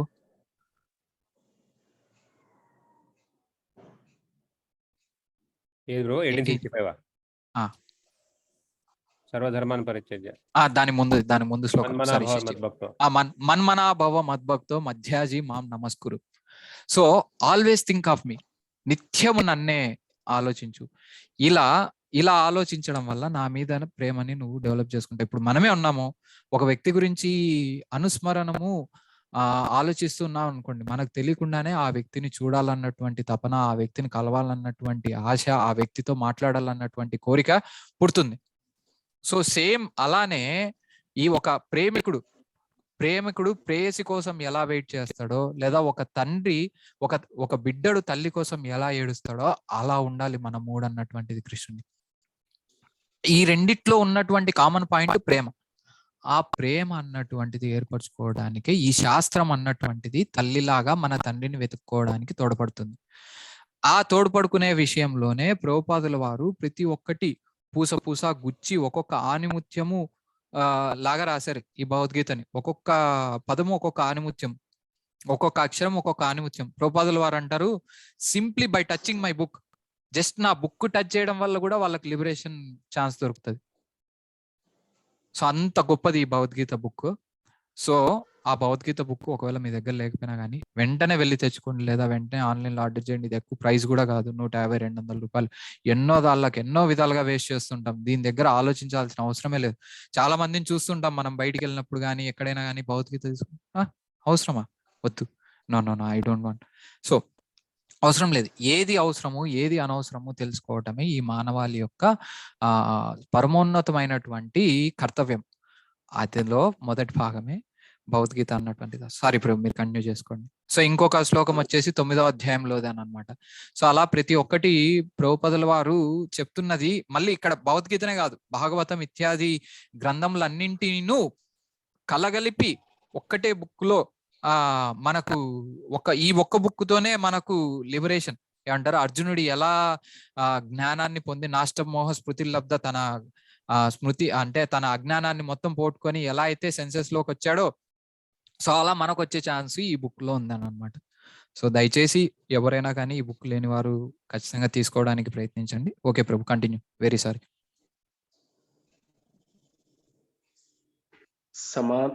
సమానమేనను అభిప్రాయమునకు వారిని చేర్చును. అట్టి మిథ్యాభావనలో మానవుని ప్రస్తుత దేహము భౌతిక ప్రకృతిచే కప్పబడి ఉన్నదనియు, అతడు ఈ భౌతిక దేహము నుండి విముక్తుడైనంతనే అతనికి మరియు భగవానునికి నడుమ భేదము ఉండదనియు వారు భావింతురు. కానీ శ్రీకృష్ణునితో ఏకము కావాలనడి వారి యత్నములు భ్రాంతి కారణముచే వ్యర్థములగును. అట్టి అసుర మరియు నాస్తిక ప్రవృత్తితో కూడియున్న జ్ఞాన సంపాదనము ఎల్లప్పుడూ వ్యర్థమని ఈ శ్లోకమున సూచింపబడినది. అట్టి అసుర ప్రవృత్తి గల వ్యక్తులకు వేదాంత సూత్రములు, ఉపనిషత్తులు వంటి వేద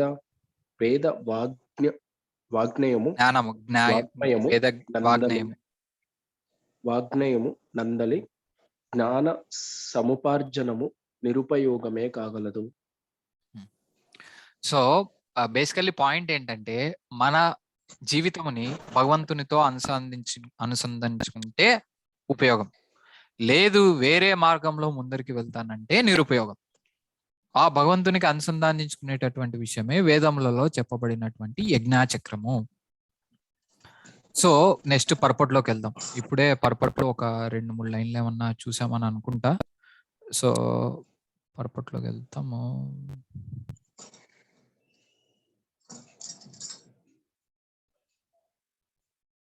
సో ఒక్కొక్క పాయింట్ కూలంకషంగా ప్రభుపాదుల వారు ఎలా రాశారు, లేదా దాని వెనకాల ఉన్నటువంటి శాస్త్రము ఏమిటి అన్నటువంటిది చెప్పుకునేదానికి చూద్దాము. సో ఇందాక జ్ఞాన యోగము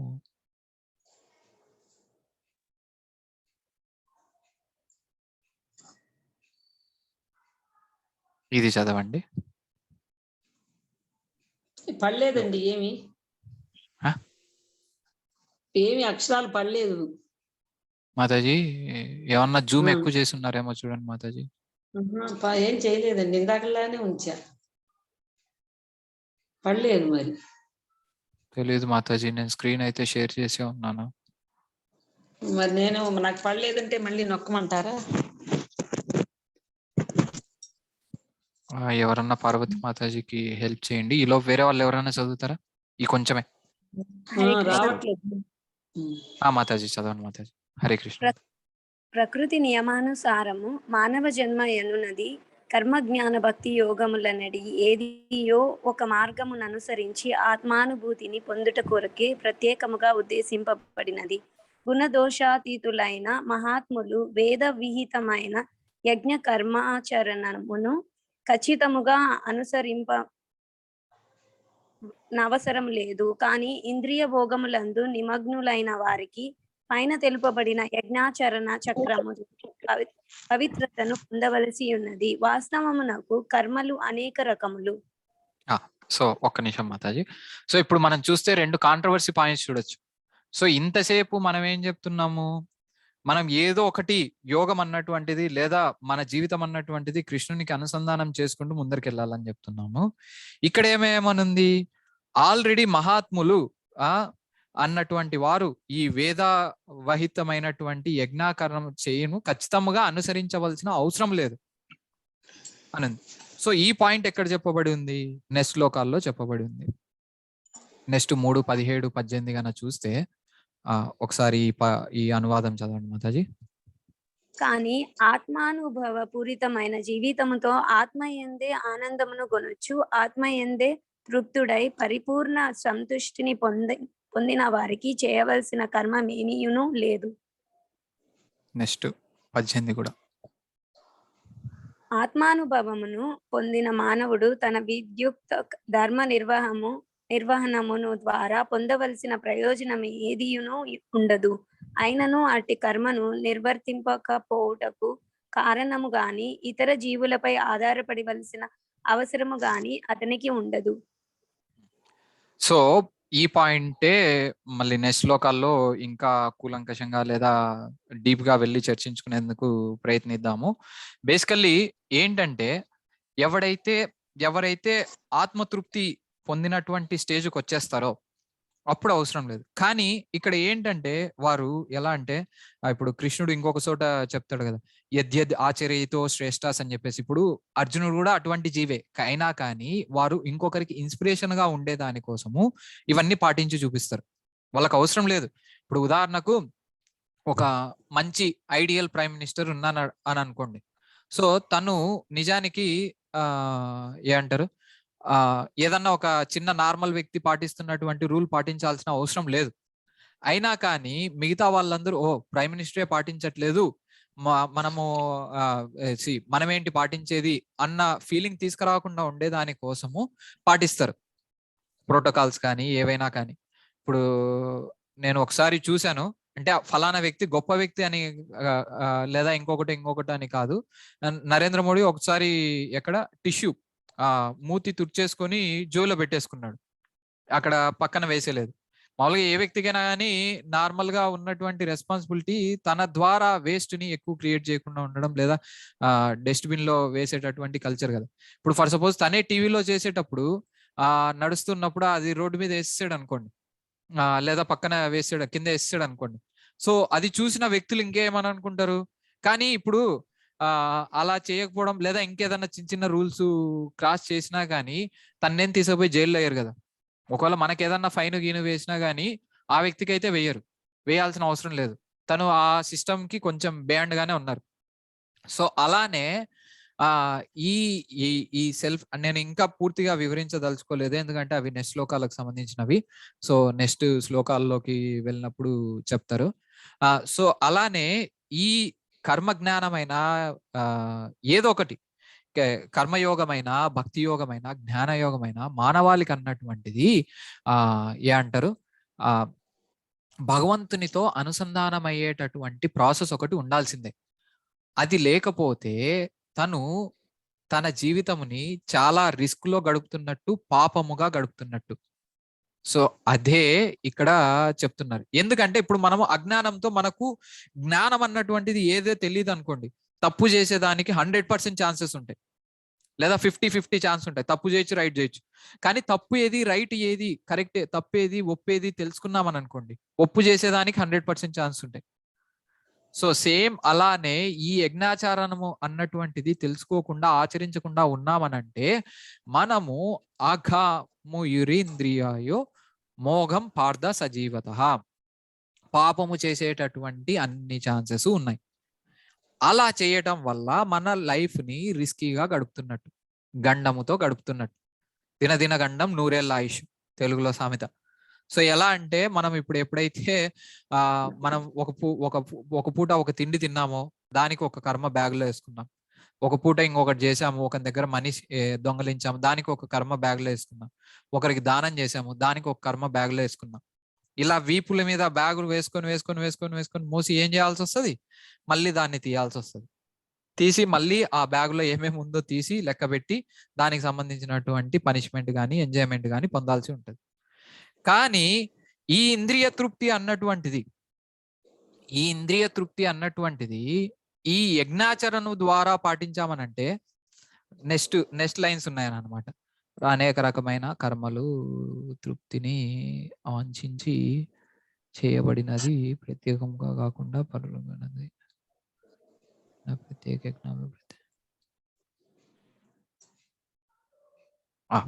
చదవండి మాత. సారీ, రకములు, అనేక రకములు కదా.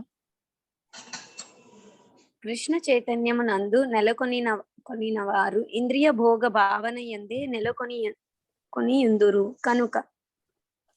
కనుక అట్టి వారు పుణ్యకర్మలను చేయవలసి ఉన్నది. ఇంద్రియ తృప్తిని వాంఛించు వారు ఇంద్రియ తృప్తి ఫలమునందు కొనకుండా తమ కోరికలను సంతృప్తి పరుచుకొనగలుగునట్లుగా యజ్ఞ విధానము ఏర్పాటు చేయబడినది. ఈ జగత్తు యొక్క పురోభివృద్ధి మన స్వంత ప్రయత్నముపై కాకుండా పరోక్షముగా దేవతల చేత నిర్వహింపబడినట్లు భగవానుడు చేసిన ప్రణాళికపై ఆధారపడి ఉన్నది. కనుకనే వేదములందు చెప్పబడిన ప్రత్యేక దేవతల కొరకే యజ్ఞములు ప్రత్యక్షముగా ఉద్దేశింపబడినవి, పరోక్షముగా అది కృష్ణ చైతన్య అభ్యాసమే అయి ఉన్నది. సో ఇందాక చెప్తున్న పాయింట్ అదే. నీకు తినాలనుంది, తినకుండా బతకలేవు, తిను, కృష్ణునికి సమర్పించుకొని తిను. నీకు ఇంద్రియ భోగం, ఫర్ సపోజ్ మైథున సుఖం అనుభవించాలనుంది, ఎలా పడితే అలా రోడ్డు మీద కుక్కలాగో నక్కలాగో కాకుండా పెళ్లి ద్వారా అనుభవించు. కంటున్నటువంటి పిల్లల్ని ఒక రెస్పాన్సిబిలిటీతో పెంచు, వాళ్ళను కూడా కృష్ణ చైతన్యంలో పెంచు, అలా అన్నమాట. సో ఇప్పుడు మనకి ఏది చేయాలనున్నా కానీ వేదములు నిర్దేశించినటువంటి మార్గము ద్వారా వెళ్ళామనంటే అల్టిమేట్లీ కృష్ణుని చేరుకునే దానికి అవకాశం దొరుకుతుంది. ఏదైతే వేదరహితంగా వెళ్తామో కృష్ణుని చేరుకోవడం కాదు కదా, ఇంకా అదో లోకల్కి వెళ్తాం. పాపము చేయటం వల్ల, పాపముని ప్రోత్సహించడం వల్ల. అందుకే ఇప్పుడు మనం చూసామంటే ఇప్పుడు ఈ మొత్తం ప్రాసెస్ యొక్క ultimate goal to reach supreme personality of గాడెడ్ అంటే యద్గత్వాను అనువర్తంతే తద్ధామం పరమం మమ. సో రీచింగ్ టు దట్ పరమం మమ, తద్ధామం పరమం మమ, reaching to that supreme Adobe. ఎలా అంటే ఒకసారి ఆ శ్లోకం యొక్క అనువాదమే చూస్తాము. 16 యా.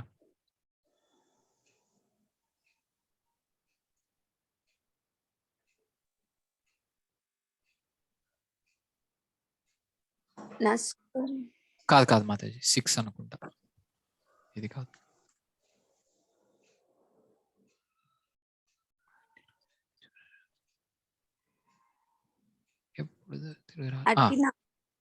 అట్టి నా దివ్య ధామము సూర్యునిచే గాని చంద్రునిచే గాని అగ్నిచే గాని విద్యుత్తులచే గాని ప్రకాశింపజేయబడదు. దానిని చేరిన వారు తిరిగి ఈ భౌతిక జగత్తున కెప్పుడునూ తిరిగి రారు. సో మన గోల్ ఏంటంటే ఆ కృష్ణుని యొక్క ధామము చేరుకొని మళ్ళీ ఈ భౌతికము సంబంధించినటువంటి భౌతిక జగత్తుకు తిరిగి రాకుండా ఉండటం. అది అక్కడ చేరిన తర్వాత ఏం చేయాలి? కృష్ణుని యొక్క సేవ.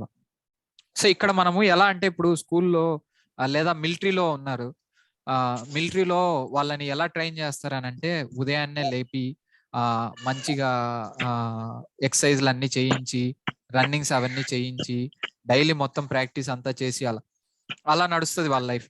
ఇప్పుడు ఉన్నప్పుడు వాళ్ళు ఫర్ సపోజ్ ఇంటికి వచ్చినా కానీ హాలిడేకి వాళ్ళు అలానే నేర్పిస్తారు.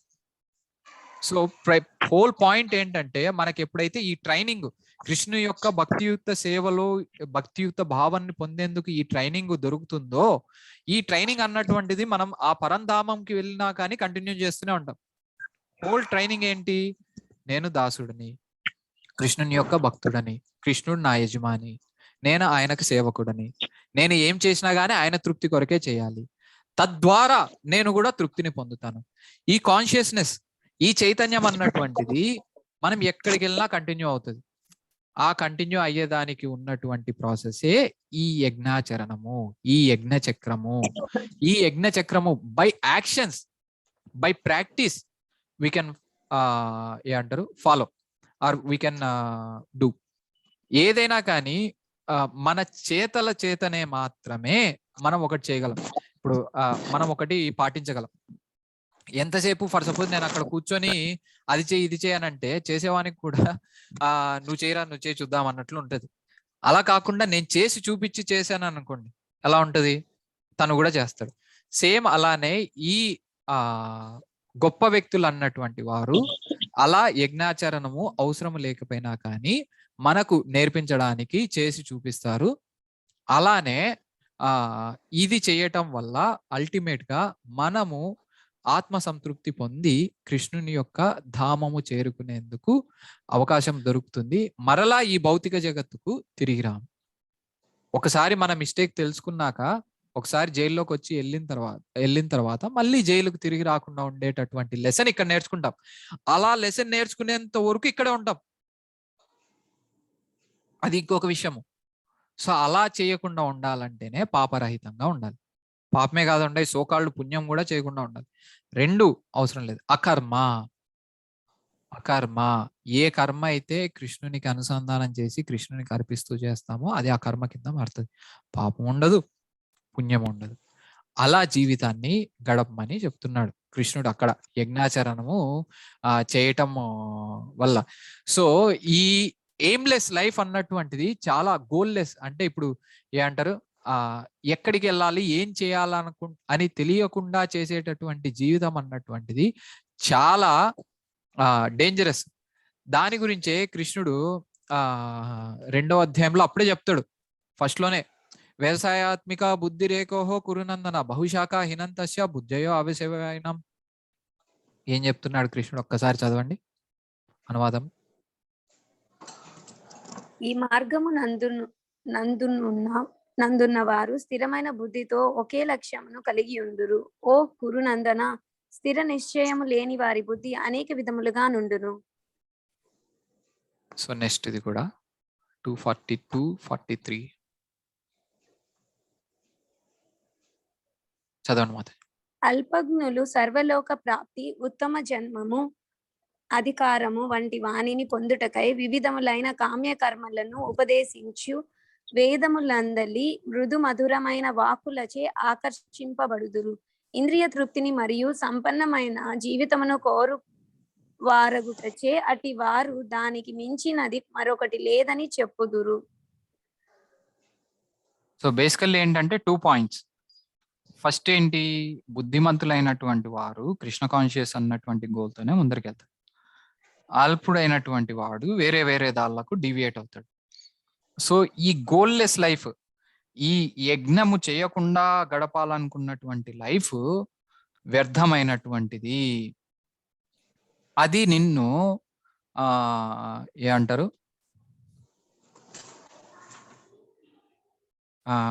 ఇంద్రియ తృప్తి మరియు సంపన్న జీవితము వైపు మాత్రమే తిప్పి దానికి మించింది ఇంకొకటి లేదు అనేలా చేస్తుంది.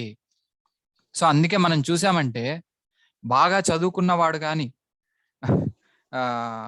మళ్ళీ బాగా చదువుకున్నవాడు కృష్ణుడు భక్తుడు కాడు అని నేను చెప్పట్లేదు, కానీ ఛాన్సెస్ చాలా తక్కువ ఉంటాయి. బాగా డబ్బులుండి ఇంద్రియ తృప్తిలో బాగా మునిగి తేలుతున్నటువంటి వాడికి కానీ భగవంతుని గురించి చెప్పామంటే బుర్రకెక్కదు.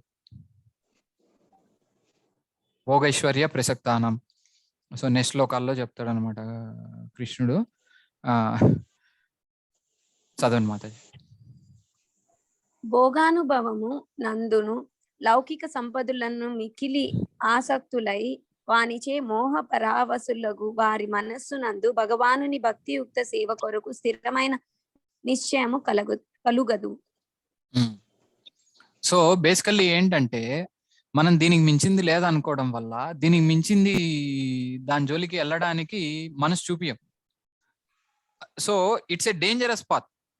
ఎప్పుడైతే యజ్ఞాలు చేయకుండా ఉంటామో, యజ్ఞాచరణలో లేకుండా ఉంటామో, మనం పాపం సైడ్ జీవితం గడుపుతూ ఉంటే తర్వాత విషయం కనపడకుండా అజ్ఞానంతో కళ్ళు మూసుకుపోవడం వల్ల ఇంతకు మించింది లేదు అని అనుకోవడం వల్ల మనము మన జీవితాన్ని వ్యర్థంగా గడుపుతాము. అదే మోఘ అన్నటువంటి విషయం ఇక్కడ చూస్తే మనము, లేదా అఘా యురింద్రియాయో మోఘం పార్థ సజీవతి. సో స్టిల్ ఇందాక ఇక్కడ మనము చూసాం కదా ఒక విషయము, ఈ మన ఇంద్రియ తృప్తి తీరుతూ కృష్ణ చైతన్యంలో ఉండడం స్వామి కార్యం స్వకార్యం అంటాం అనమాట తెలుగులో ఇంకొక సామెత. సో ఏంటంటే మన ఇంద్రియ తృప్తి తీరుతుంది, ఈ కృష్ణుని యొక్క కృష్ణుని యొక్క ఇంద్రియాలు తృప్తి చెందటం చేత మన ఇంద్రియ తృప్తి కూడా తీరుతుంది. సో ఇలా వెళ్ళటం చేత కృష్ణుని అనుసంధానం చేసుకుంటూ వెళ్ళటం చేత మన మార్గంలో ఏమన్నా తప్పులు ఉన్నా కానీ, లేదా మనకేమన్నా కానీ తప్పుడు విషయాలు కోరికలు అవి ఇవి ఉన్నా కానీ దానికోసం కృష్ణుని దగ్గరికి వెళ్ళటం వల్ల అవి కూడా ప్యూరిఫై అవుతాయి. సో ఎలా అంటే అకామ సర్వకామ మోక్షకామ వా. అకామ ఏమీ ఆశ లేకపోవడం, సర్వకామ మోక్షకామ 2, 3, 10.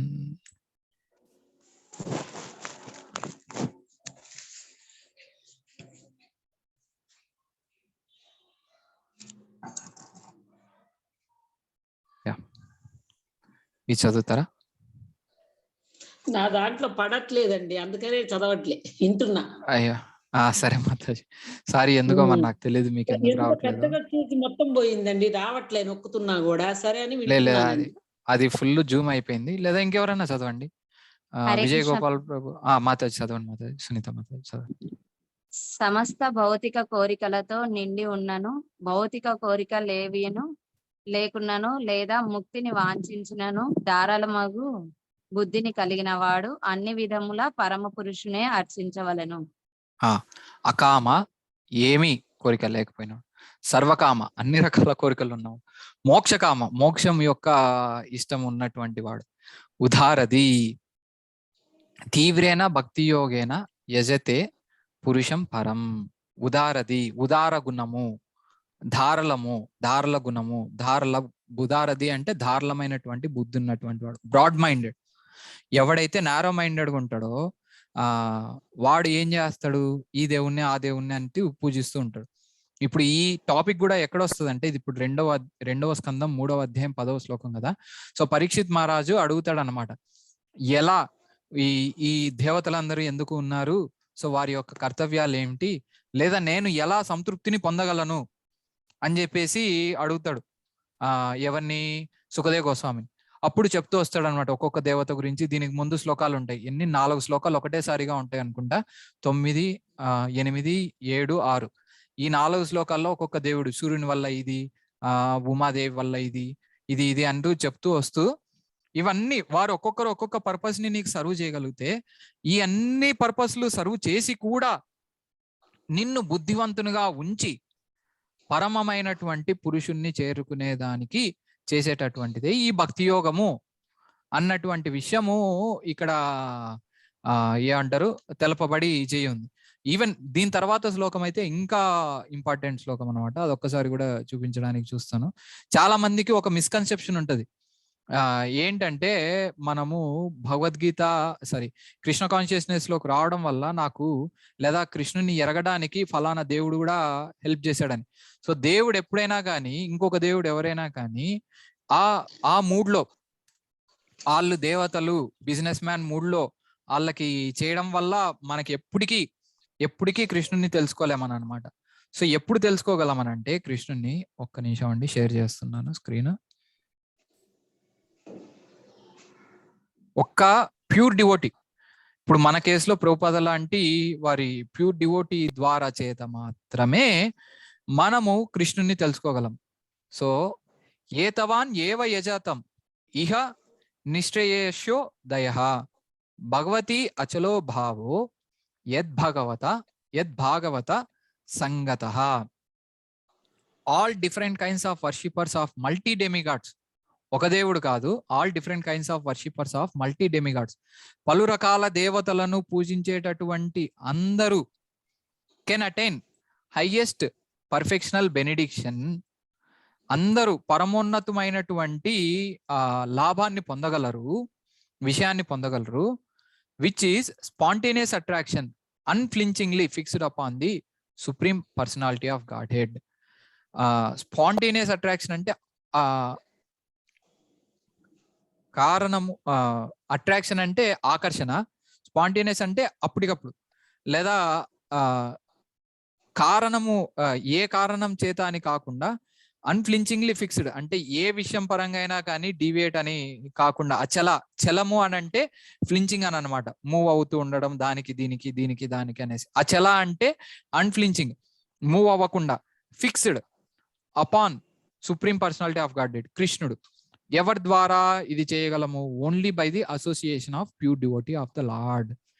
భాగవత, భగవంతుణ్ణి మనసులో పెట్టుకున్నటువంటి వాడు, భగవంతుణ్ణి నిత్యం తలుచుకునేటటువంటి వాడు భాగవతుడు, ఉన్నతమైనటువంటి భాగవతుడు. భాగవతుడు అన్నటువంటి వాడు స్వామి యొక్క, కృష్ణుని యొక్క శుద్ధ భక్తుడు మాత్రమే, pure devotee of the lord.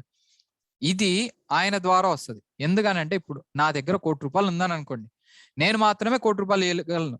నా దగ్గర 10 రూపాయలే ఉందని అనుకోండి, నేను 1 కోటి రూపాయలు చెక్ రాసేసి ఇదో తెచ్చుకోపో నేను చెప్తున్నా ఇస్తున్నా అంటే మీరు నమ్ముతారా? నమ్మేదానికి అవుతుందా?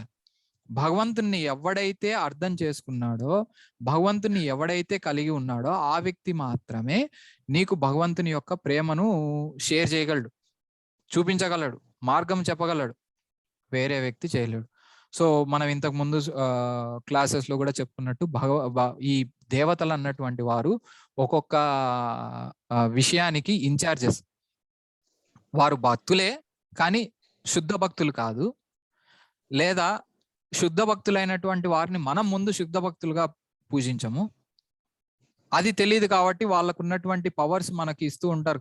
వాళ్ళకు ఉన్నటువంటి పవర్ లో మనకు ఈ పర్క్స్ అంటే ఏమంటారు, చిన్న లాలీపాప్స్ లాగా మనకి ఇస్తూ ఉంటారు కాబట్టి మనం డివేట్ అవుతాం కాబట్టి, అవి తీసుకొని మనం డివేట్ అవుతాం కాబట్టి ఈ డెమిగాడ్ వర్షిప్ కన్నా ప్యూర్ డివోటీ ఆచార్యుని ద్వారా కృష్ణుని వెళ్ళటము మంచిది. మీరు అనొచ్చు, ఇప్పుడు మీరు ఇన్ని మాటలు చెప్తున్నా నేను శివుని ద్వారా వెళ్ళలేనా అని.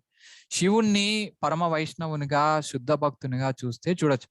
కానీ శివుని దగ్గరికి వెళ్ళటం వల్ల మనం ఆచార్యుని ద్వారా కాకుండా, ఇప్పుడు మన కరెంట్ లింక్ లో ఉన్నటువంటి ప్రభుపాద లాంటి వారి ఆచార్యుల ద్వారా కాకుండా వెళ్ళటం వల్ల ఆయన్ని మనం డెమిగాడ్ గా చూసేదానికి ఎక్కువ అవకాశాలు మారిపోతాయి. అదే మాయ మన యొక్క మైండ్ ని మార్పిస్తాయి. సో ఇప్పుడు మనం ఎప్పుడైతే శుద్ధ భక్తుని లాగా చూడగలిగేటటువంటి గుణం వస్తుందో అప్పుడు మనం ఏ డెమిగాడ్ అయినా కానీ చూడొచ్చు. కానీ మనం ఆ స్థితిలో లేం. అందుకే ప్రభుపాద గారు మనకి ఈ డెమిగాడ్ అంటే దేవతల యొక్క ఆరాధనని ఆథరైజ్ చేయలేదు. ప్రభుపాదుల వారు ఆథరైజ్ చేయకపోవడం కాదు, శాస్త్రాలే ఆథరైజ్ చేయలేదు. 11వ స్కందంలో అందుకు ఉన్నాయని అనమాట. ఒక భక్తుడు అన్నటువంటి వాడు కర్మ ఫలాల కోసము దేవతల దగ్గరికి వెళ్ళేటటువంటి వాడు మూర్ఖునితో సమానము. తను ఎలా అంటే పెద్ద కొండ ఎక్కుతాడు, ఎక్కిన తర్వాత ఏమి పొందకుండా కిందికి వస్తాడు. సో ఈ శ్రమ మొత్తం వ్యర్థమైపోతుంది, టెంపరీ, అనిత్యం. 4వ అధ్యాయంలో 14వ శ్లోకం అని అనుకుంటా. సో అక్కడ కూడా చెప్పబడి ఉంది, సో అక్కడ కూడా చెప్పబడి ఉంది. సో బేసికల్లీ చెప్పాలనుకుంటున్నటువంటి పాయింట్ ఏంటంటే ఏది కావాలన్నా కానీ కృష్ణుని దగ్గరికి వెళ్ళటం కన్నా ఉత్తమమైనటువంటి విషయము ఇంకొకటి లేదు. సో ఐ థింక్ నేను చాలా టైం తీసుకుంటున్నట్టున్నాను. సో నెక్స్ట్ ఏంటంటే ఇంకా పర్పట్స్ లో ముందు శ్లోకాల గురించి చెప్పబడింది, దేవతల గురించి ఇదంతా చెప్పబడి ఉంది. సో అక్కడ ఏమిటంటే మనకి ముందు శ్లోకాల్లో 3వ అధ్యాయం 11వ శ్లోకంలో కూడా దాని గురించి చెప్పుకున్నాం. దేవతలు అన్నటువంటి వారు ఎవరు, వాళ్ళు ఇస్తున్నటువంటి ఫలాలు ఏంటి, దాని ద్వారా ఎలా మనము కృష్ణుని తలుచుకోవాలి, ఈ యజ్ఞం అన్నటువంటిది ఏంటి, అదంతా. కానీ ఇంకొక లాస్ట్ పాయింట్ నేను ఇక్కడ చెప్పాలని అనుకుంటున్నా. కనుకనే మానవుడు తమ పురోగతిని కేవలము నీతి సూత్రముల వరకే పరిమితము చేసుకొనక వాటిని అధిగమించి కృష్ణ చైతన్యమును పొందవలసి ఉన్నది. So main point. So Krishna చైతన్యంను ఎలా పొందవాలి, లేదా ఈ చేస్తున్నటువంటి తీవ్రమైనటువంటి పెనెన్సెస్, తపస్సులు దేనికి కారణము? ఇప్పుడు భాగవతంలో ఒక నైస్ శ్లోకం ఉంటది. సారీ,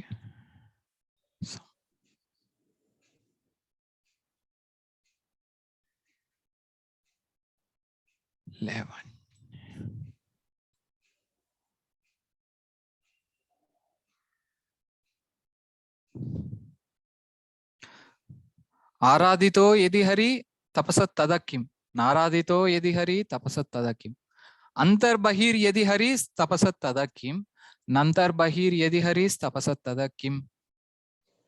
కృష్ణుణ్ణి ఆరాధించకుండా చేస్తున్నటువంటి తపస్సు ఏ దానికి ఉపయోగపడుతుంది?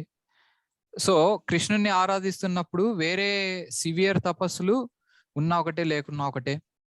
అంతర్బహిర్ యది హరి తపసత్ తదకిం, బయట లోపల రెండిట్లో కృష్ణుణ్ణి చూస్తున్నప్పుడు, ప్రతి చోట కృష్ణుణ్ణి చూస్తున్నప్పుడు ఎందుకు ఈ తపస్సులు?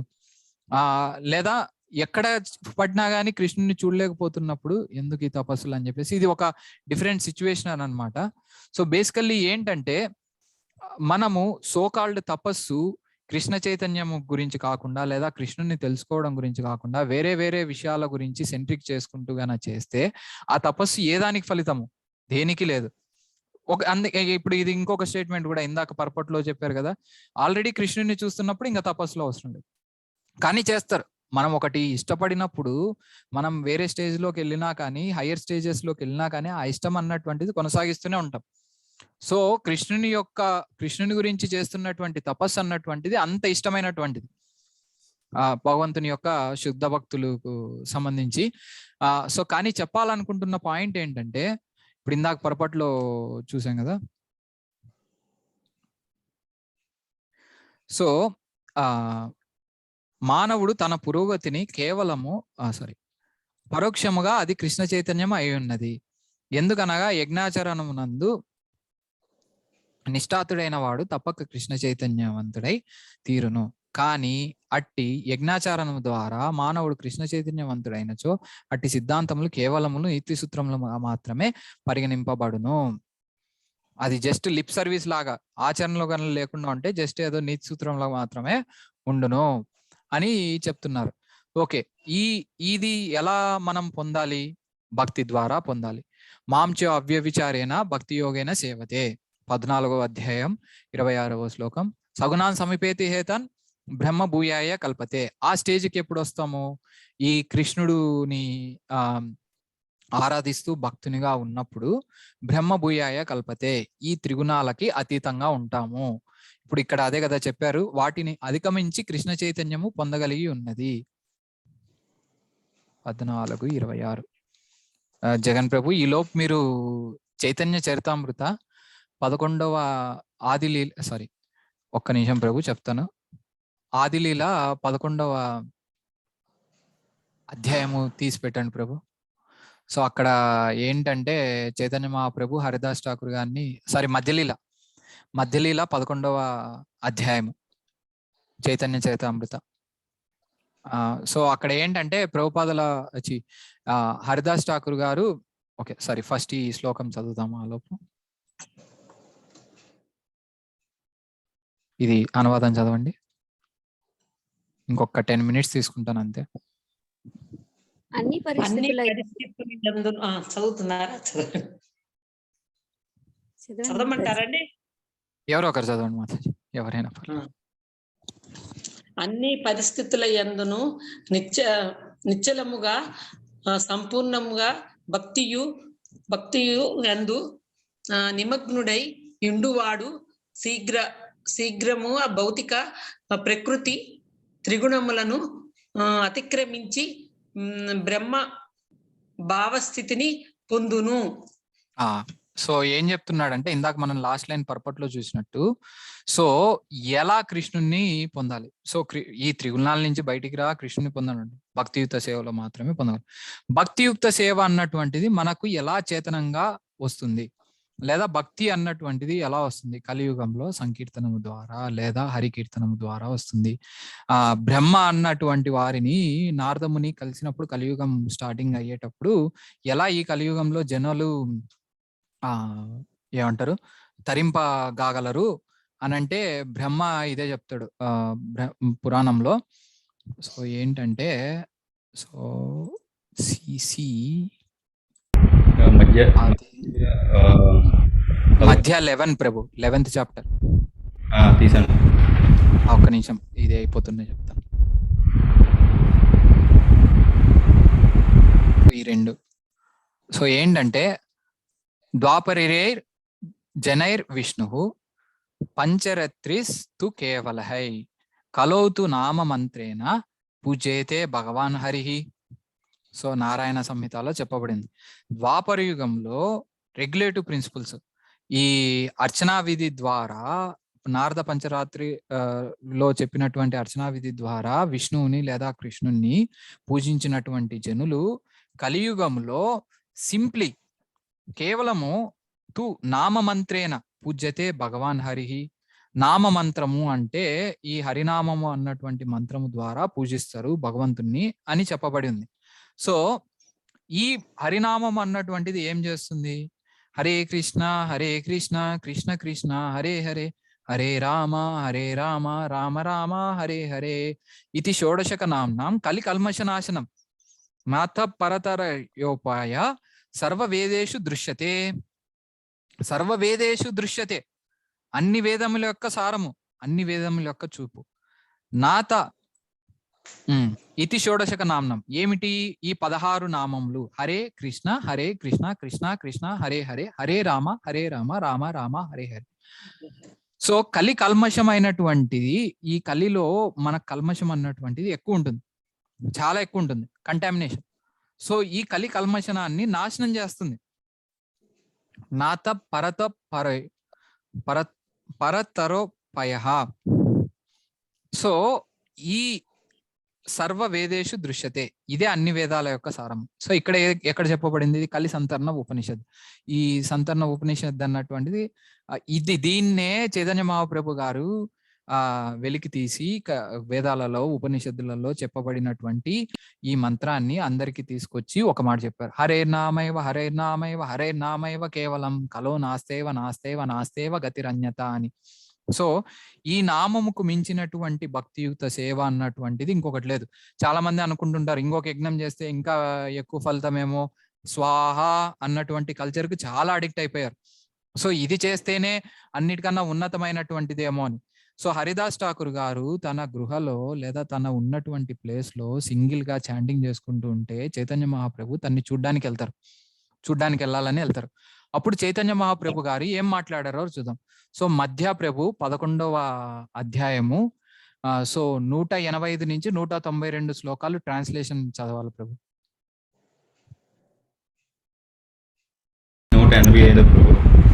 185 నుండి 192 వరకు. సో నేను ఇక్కడ ఊరికే ఇంగ్లీష్ డిస్ప్లే చేస్తాను, కానీ ప్రభు అక్కడ తెలుగు చదువుతారు. ఓకే ప్రభు. 185 మహాప్రభు భావం చదువుతున్నాను ప్రభు. చదవండి. భావం కాదు ప్రభు, అనువాదం. అనువాదం ప్రభు, భావం అంటే. ఓకే. సో దీని తరువాత భాష్యం అనుకున్నా. దీని తరువాత శ్రీ చైతన్య మహాప్రభు హరిదాస్ ఠాకూర్ను చూడడానికి వెళ్ళారు. హరిదాసు పారవశ్య ప్రేమతో మహామంత్రం జపం చేస్తూ ఉండటము ఆయనకు కనిపించింది. హరే కృష్ణ కృష్ణ కృష్ణ హరే హరే, హరే రామ రామ రామ హరే హరే అని హరిదాసు నామజపం చేస్తున్నారు.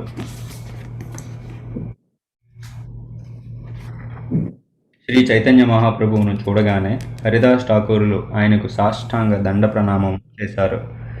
మహాప్రభువు అతన్ని లేవదీసి ఆలింగనం చేసుకున్నారు. సో ఇక్కడ ఇంకొకటి తెలుసుకోవాల్సిన విషయం ఏంటంటే, భగవంతుణ్ణి చూడంగానే ఎవరైనా కానీ సాష్టాంగం చేసేటటువంటి కల్చర్ని పెట్టుకోవాలి. అలా పెట్టుకున్నప్పుడు కదా ఇప్పుడు మనము అని చెప్పేసి హే హాయ్ బర్త్డే అన్నట్లుంటే ఇప్పుడు వాళ్ళు మనల్ని ఏమో ఆలింగనం చేసుకోరు, ఇంకా వాళ్ళు కూడా హాయ్ బర్త్డే అన్నట్లే ఉంటారు. సో అదే మనము ఎప్పుడైతే ఇప్పుడు సాష్టాంగం దండం చేశారో హరిదాస్ ఠాకూర్ గారు తన చేతులారా లేపి ఆలింగనం చేసుకున్నారు. ఆ ఇమీడియట్ అటెన్షన్ అన్నటువంటిది ఎప్పుడు వస్తుంది భగవంతుని దగ్గర మనం పొందాలనంటే తన ముందర సాష్టాంగం చేసినప్పుడు. ఇవిడే కాదు, ఎవరైనా ఇది కామన్ ఎటికెట్. బేసికల్లీ ఏ వ్యక్తి దగ్గరైనా కానీ ఇమీడియట్ అటెన్షన్ పొందాలంటే భగవంతుడు కూడా మనలాంటి ఫీలింగ్స్ ఉన్నటువంటి వ్యక్తే, కానీ ఏమంటే ఉన్నతమైనటువంటి వ్యక్తి, అజము, ఏమంటారు నిత్యము, సచ్చిత్ ఆనందమైనటువంటి వ్యక్తి అంతే. కానీ ఫీలింగ్స్ అన్ని సేమ్. సో మనకు ఒక వ్యక్తి అటెన్షన్ ని పొందడానికి ఏం చేస్తామో అలా. ఇప్పుడు హరిదాస్ ఠాకూర్ గారు సరే, ఇప్పుడు మనకు మామూలుగా భక్తి సిద్ధాంత ఠాకూర్ గారు అంటారు, ఒకసారి ఆయనకి క్వశ్చన్ అడుగుతారు అనమాట. సో మీరు చాంటింగ్ చేసుకుంటున్నారు, మీకు మీరు చేసుకోవచ్చు కదా, ఆ మృదంగం ఇవన్నీ పట్టుకొని ఊరు మొత్తం తిరుగుతారు ఎందుకు అని. సో అంటే అప్పుడు అంటారు భక్తి సిద్ధాంత సరస్వతి గారు ప్రభుపాదుల వారి యొక్క గురువు, భక్తి వేదాంత స్వామి శ్రీల ప్రభుపాదుల వారి యొక్క గురువు. అప్పుడు అంటారు సో అటెన్షన్ పొందడానికి నలుగురి అటెన్షనే కాదు, భగవంతుని అటెన్షన్ కూడా. ఇప్పుడు మృదంగం ఉండడం వల్ల ఇంకా సౌండ్ ఎక్కువ అవుతుంది. సో ఎప్పుడైతే సౌండ్ ఎక్కువ అవుతుందో అటెన్షన్ అన్నటువంటిది మోర్ అవుతుంది. సో ఈ హోల్ ప్రాసెస్ ఏంటంటే something making very beautiful to get more attention of the lord. భగవంతుని యొక్క ఇంకా ఇంకా ఇంకా తన యొక్క అటెన్షన్ ని మనం పొందడానికి. సో చదవండి ప్రభు 187. తరువాత మహాప్రభువు ఆయన మృత్యుడు ఇరువురు ప్రేమావేశంతో రోధించారు. నిజానికి మహాప్రభువు తన భృత్యుని గుణాలను చూసి వికలము చెందారు. భృత్యుడు తన ప్రభువు గుణాలచే వికలము చెందాడు. అదండి. సో ఇప్పుడు ఎప్పుడైతే ఇది మనం ఇమిటేట్ చేయక్కర్లేదు, మనం ఇమిటేట్ చేయలేం కూడా. సో ఇది ఆయన ప్యూర్ డివోటీ హరిదాస్ ఠాకూర్ రోజుకు 192 రౌండ్లు చేసేవారు. అలా తను జీవితాంతం చేసేవారు. మనం చేయలేం, ఒకరోజు చేస్తేనే అయిపోతుంది నెక్స్ట్ డేకి. నెక్స్ట్ ఇది ప్రభు. మహాప్రభు నన్ను తాకకండి, నేను నీచుడను, అంటరాని వాడను, మానవులలో అధముడను అని హరిదాస్ అప్పుడు అన్నారు. సో హరిదాస్ ఠాకూర్ గారు ఎందుకు అలా అన్నారంటే తను ఇంతకు ముందు ముసల్మాన్ అనమాట. సో సో అంటే ఏంటంటే వాళ్ళు మాంసము అన్ని తింటూ ఒక వేరే జాతిగా బతుకుతున్నారు, మ్లేచ్ఛ జాతిగా బతుకుతున్నారు అనేసి తన ఫీలింగ్. సో నన్ను తగలద్దు, మీరు నాలాంటి వాడిని తగిలేటటువంటి అర్హులు కాదు అనేసి చెప్తున్నారు హరిదాస్ ఠాకూర్ గారు. దానికి మహాప్రభు ఏం రిప్లై ఇచ్చారో చూడండి. అప్పుడు మహాప్రభు పలుకుతూ, నేను పవిత్రులను కావడానికే నిన్ను తాకాలని అనుకుంటున్నాను, ఎందుకంటే నీలో ఉన్నట్టు పవిత్ర కర్మలు నాలో లేవు అని అనసాగారు. ఏమంత పవిత్ర కర్మలు చేశారు చైతన్య మహాప్రభు గారు హరిదాస్ ఠాకూర్ గారిని తగిలేటటువంటి ఏమంత పవిత్ర కర్మలు చేశారు చూడండి. నీవు నిరంతరము 4 వేదాలను అధ్యయనం చేస్తావు. నీవు బ్రాహ్మణుడు లేదు ప్రభు, ఇంకొకటి ముందు చదవాలి కదా ప్రభు. శ్రీ చైతన్య హరిదాస్ ఠాకూర్ను గొప్పగా చేస్తూ ప్రతి క్షణము నీవు అన్ని తీర్థక్షేత్రాలలో స్నానం చేస్తావు, ప్రతి క్షణము నీవు గొప్ప యజ్ఞదాన తపస్సులు చేస్తావు అని అనసాగారు. సో ఏమంత చేస్తున్నాడు? రూమ్ లో కూర్చొని రోజు చాంటింగ్ చేస్తున్నాను నిత్యము. ఆ చాంటింగ్ అన్నటువంటిది ఏమంత తపస్సులు, ఏమంత నదీ జలాల్లో స్నానం చేయడం, ఎక్కడికి పోవట్లేదు, రూమ్ లోనే కూర్చున్నాడు. ఎలా? నెక్స్ట్, నీవు నిరంతరము 4 వేదాలను అధ్యయనం చేస్తావు. నీవు బ్రాహ్మణుడు లేదా సన్యాసి కన్నను పరమ పావనుడు. సో దీనికి గానే ఈ మాటలన్నిటికి గాను సపోర్టింగ్ స్టేట్మెంట్ ఇస్తున్నారు ఇప్పుడు చైతన్య మహాప్రభు గారు 192వ శ్లోకంలో, ఇది భాగవతంలో 3వ స్కందము 33వ అధ్యాయము 7వ శ్లోకము. అక్కడ ఎలా చెప్పబడి ఉందంటే, నేను ఇప్పుడు డైరెక్ట్ తెలుగు శ్లోకమే చూపిస్తాను. దానికి ప్రభు ఎవరన్నా కానీ సో చదువుదురు. సో ఏంటంటే ఇక్కడ ఏవి మెంటల్ కంకాక్షన్ కాదండి.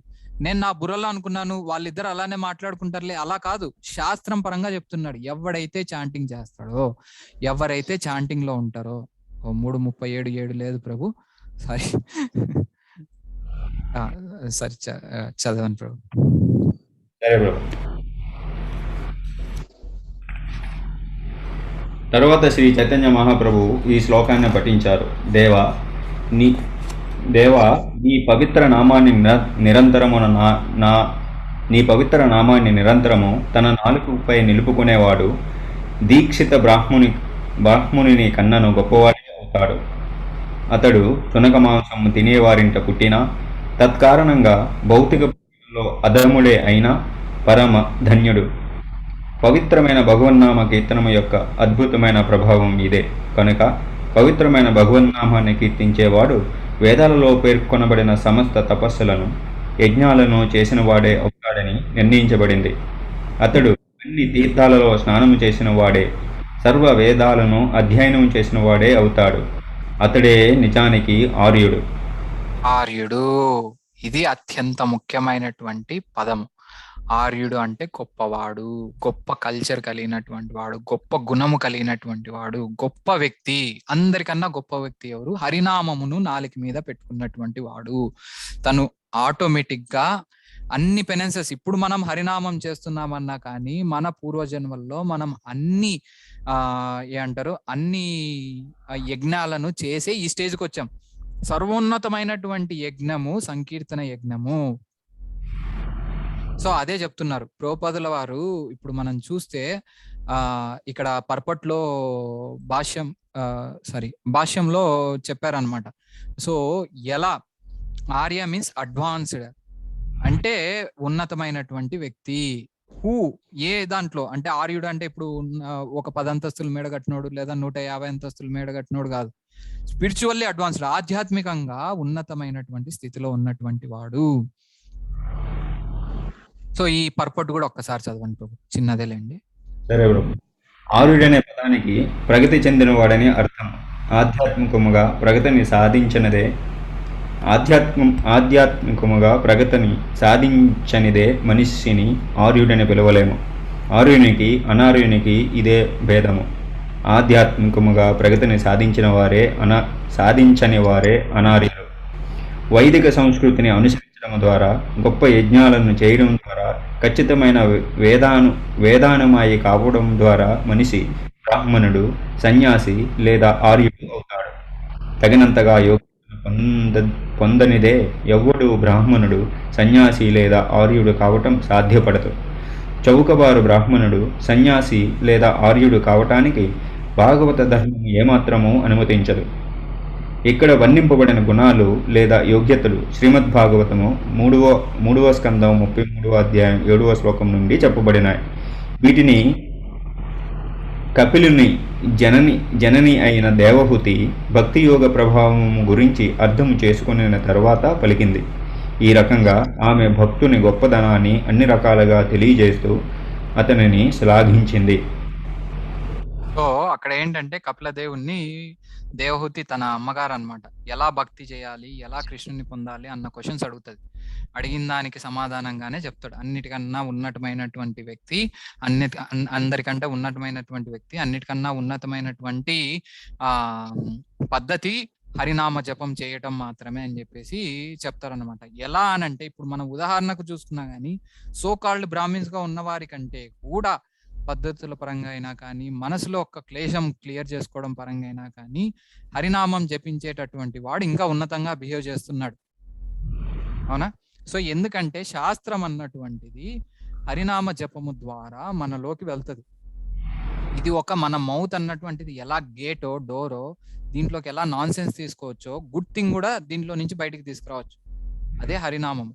దాన్ని మన చెవుల ద్వారా తీసుకెళ్లటం వల్ల లోపల ఉన్నటువంటి క్లేశం క్లియర్ అవ్వటం వల్ల ఒక బ్రాహ్మణుడు సన్యాసి కంటే కూడా గొప్పవాడవుతాడు, ఆర్యుడు అవుతాడు.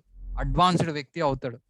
సో బేసికల్లీ ఏంటంటే ఈ యజ్ఞాచరణము చేయటం వల్ల మీ యొక్క ఏమంటారు, మీ యొక్క జీవితాన్ని మంచిగా గడపడం వల్ల, లేదా ఈ యజ్ఞం చేయటం వల్ల మీ యొక్క జీవితాన్ని మంచిగా గడపడం వల్ల, ఈ మార్గంలో వెళ్ళటం వల్ల, మీరు ఉన్నతమైనటువంటి స్థితిని పొందటం వల్ల, కృష్ణుని చేరుకోవటం వల్ల మీ జీవితాన్ని తరింపజేసుకోండి అని చెప్పబడి ఉంది ఇక్కడ ఒక రకంగా చెప్పాలంటే. సో ఆల్రెడీ చాంటింగ్ చేయని వాళ్ళు దయచేసి ఒక రౌండ్ అయినా కానీ చాంటింగ్ చేయడానికి స్టార్ట్ చేయండి. ఆల్రెడీ చేస్తున్న వారు ఇంకా రౌండ్స్ ఇంక్రీజ్ చేయడానికి చేయండి. బుక్స్ చదవని వారు, ప్రభుపాదుల వారి ఇంత అమూల్యమైనటువంటి జ్ఞానం ఉన్నటువంటి ఈ ప్రభుపాద వారి బుక్స్ ని చదవడానికి ప్రయత్నించండి, లేకపోతే కొనుక్కోండి. ఇది అసలు లాసే కాదు. నేహా విక్రమ నాశోస్తి ప్రతిజనో ప్రియోస్మే స్వల్పం అపశ్య ధర్మస్య త్రాయతో మహతో పరయత్. సో కొంచెం భగవద్గీత కించిత దీత శంకరాచార్యులు వాళ్ళు చెప్పారు ఇందాకడితే భగవద్గీత శ్లోకం. సో ఏంటంటే కొంచెం ఈ ప్రాసెస్ లో పురోగతి పొందినా కానీ అందులో నష్టం అన్నటువంటిది లేదు. Win win situation. ఏ రకంగా చూసుకున్నా కానీ విన్ అవుతున్నాను తప్ప లూజ్ అవ్వట్లేదు. సో అటువంటి ఈ సిచ్యువేషన్ ని, ఈ పరిస్థితిని అందరూ ఉపయోగించుకొని మీ జన్మలు తరింపజేసుకోండి. అండ్ అందరము భగవంతుని యొక్క నామం జపించుకొని జన్మలు తరింపజేసుకుందాము. ఈ వాల్టి శ్లోకంలో ఏమాత్రం తప్పు చెప్పినా, పొరపాట్లు చెప్పినా కానీ నన్ను క్షమించండి. ఏదన్నా కవరప్ చేయలేకపోయినా కానీ క్షమించాలి. నాకు తెలిసి ఐ థింక్ ఇప్పటికే మీకు చాలా టైం అయిపోయింది సింగపూర్లో అందుకు. సో ఏమన్నా డౌట్స్ ఉన్నాయండి?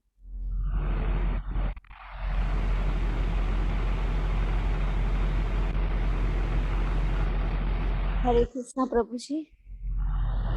Hare Krishna. Please my humble obeisances, all glories to Srila Prabhupada. ప్రభుజీ మీరు ఇంతకుముందు రూల్స్ గురించి చెప్పారు కదా ప్రభు. Rules I mean pure devotee అయితే రూల్స్ ఏం రెగ్యులేషన్స్ ఫాలో అవ్వాల్సిన అవసరం లేదు. బట్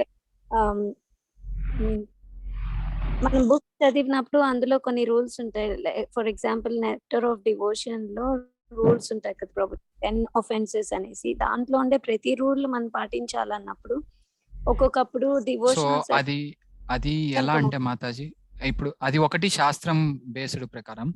ఇంకొకటి ఏంటంటే వాళ్ళకు ఉన్నటువంటి పవర్ తో వాళ్ళు పాటించినటువంటి, ఇప్పుడు వాళ్ళు ఆల్రెడీ కృష్ణుని నిత్యం చేస్తూ ఉన్నారు, నిత్యం తలుచుకుంటున్నారు, నిత్యం మనసులో పెట్టుకొని ఉన్నారు. వాళ్ళకి వేరే రూల్స్ తో సంబంధం లేదు, కానీ వాళ్ళు పాటిస్తారు. పాటించాల్సిన అవసరం లేకపోయినా కానీ వాళ్ళు పాటించి చూపిస్తారు. ప్రభుపాదుల వారు నిత్యం జపం చేసేవారు, ఆయనకు జపం చేయాల్సిన అవసరం లేకపోయినా కానీ. ప్రభుపాదుల వారు ప్రతిరోజు మంగళారతికి అటెండ్ అయ్యేవారు. ప్రభుపాదుల వారి కంటే ప్యూర్ డివోటీని మనం చూసామా? మన జనరేషన్ లో లేదు కదా. ఆయన కానీ అటెండ్ అయ్యేవారు, కానీ చూపించేవారు, కానీ వాళ్ళకి అవసరం లేదు. ఇప్పుడు ఏమవుతుందంటే సతీదేవే చెప్తుంది ఈ మాట స్వయాన.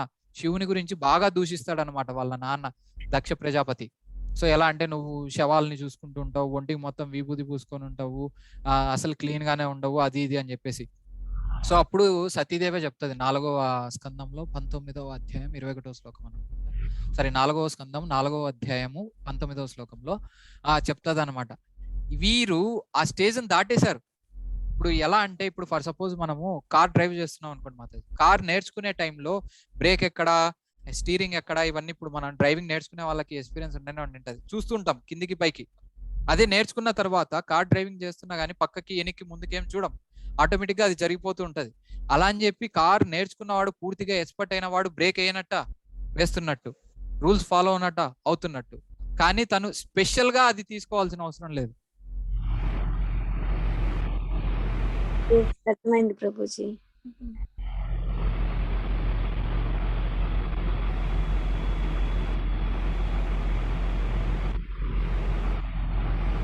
ఏవి ప్రశ్నలు లేకపోతే ఇవాళ సెషన్ ని ముగిద్దాము. సో ఇక్కడ హాజరైన ప్రతి ఒక్కరికి పేరు పేరున్న వందనములు, కృతజ్ఞతలు, ధన్యవాదములు. అలానే మన తెలుగు గ్రూప్ లో ఇప్పుడు ప్రతిరోజు భగవద్గీత యొక్క ట్రాన్స్లేషన్ ఫొటోస్ పెడుతున్నారు దివ్య మాతాజీ. జగన్ ప్రభు శ్రీమద్ భాగవతం యొక్క ట్రాన్స్లేషన్ పర్పట్, భావము, భాష్యము 2 తెలుగులో పెడుతున్నారు రోజు కింద. నేను భగవద్గీత యొక్క శ్లోకం ప్రకారము పెడుతున్నాను. ఇవన్నీ కూడా దయచేసి ఉపయోగించుకొని ప్రతిరోజు మీ జీవితంలో కృష్ణుని ఎలాగోలా అనుసంధానం చేసుకొని దాని గురించి చదవటము, ఆయనకి ఆ నైవేద్యం వండి పెట్టడము, ఇలా అంతా చేసుకొని మీ లైఫ్ ని ఎలాగోలా మార్చుకునే దానికి, హయ్యర్ లెవెల్ కి తీసుకొచ్చేదానికి ప్రయత్నించుకోండి. సో అందరికీ ప్రణామములు, ధన్యవాదములు. Hare Krishna, Krishna Krishna, Hare Hare, Hare Rama, Rama Rama, Hare Hare. All glories to Srila Prabhupada. Please accept my humble obeisances and bear me for my offenses. Sorry. So, Hare Krishna, Prabhu. ధన్యవాదాలు. Till I'll close the session, Prabhu. Hare Krishna. Hare Hare Krishna bro.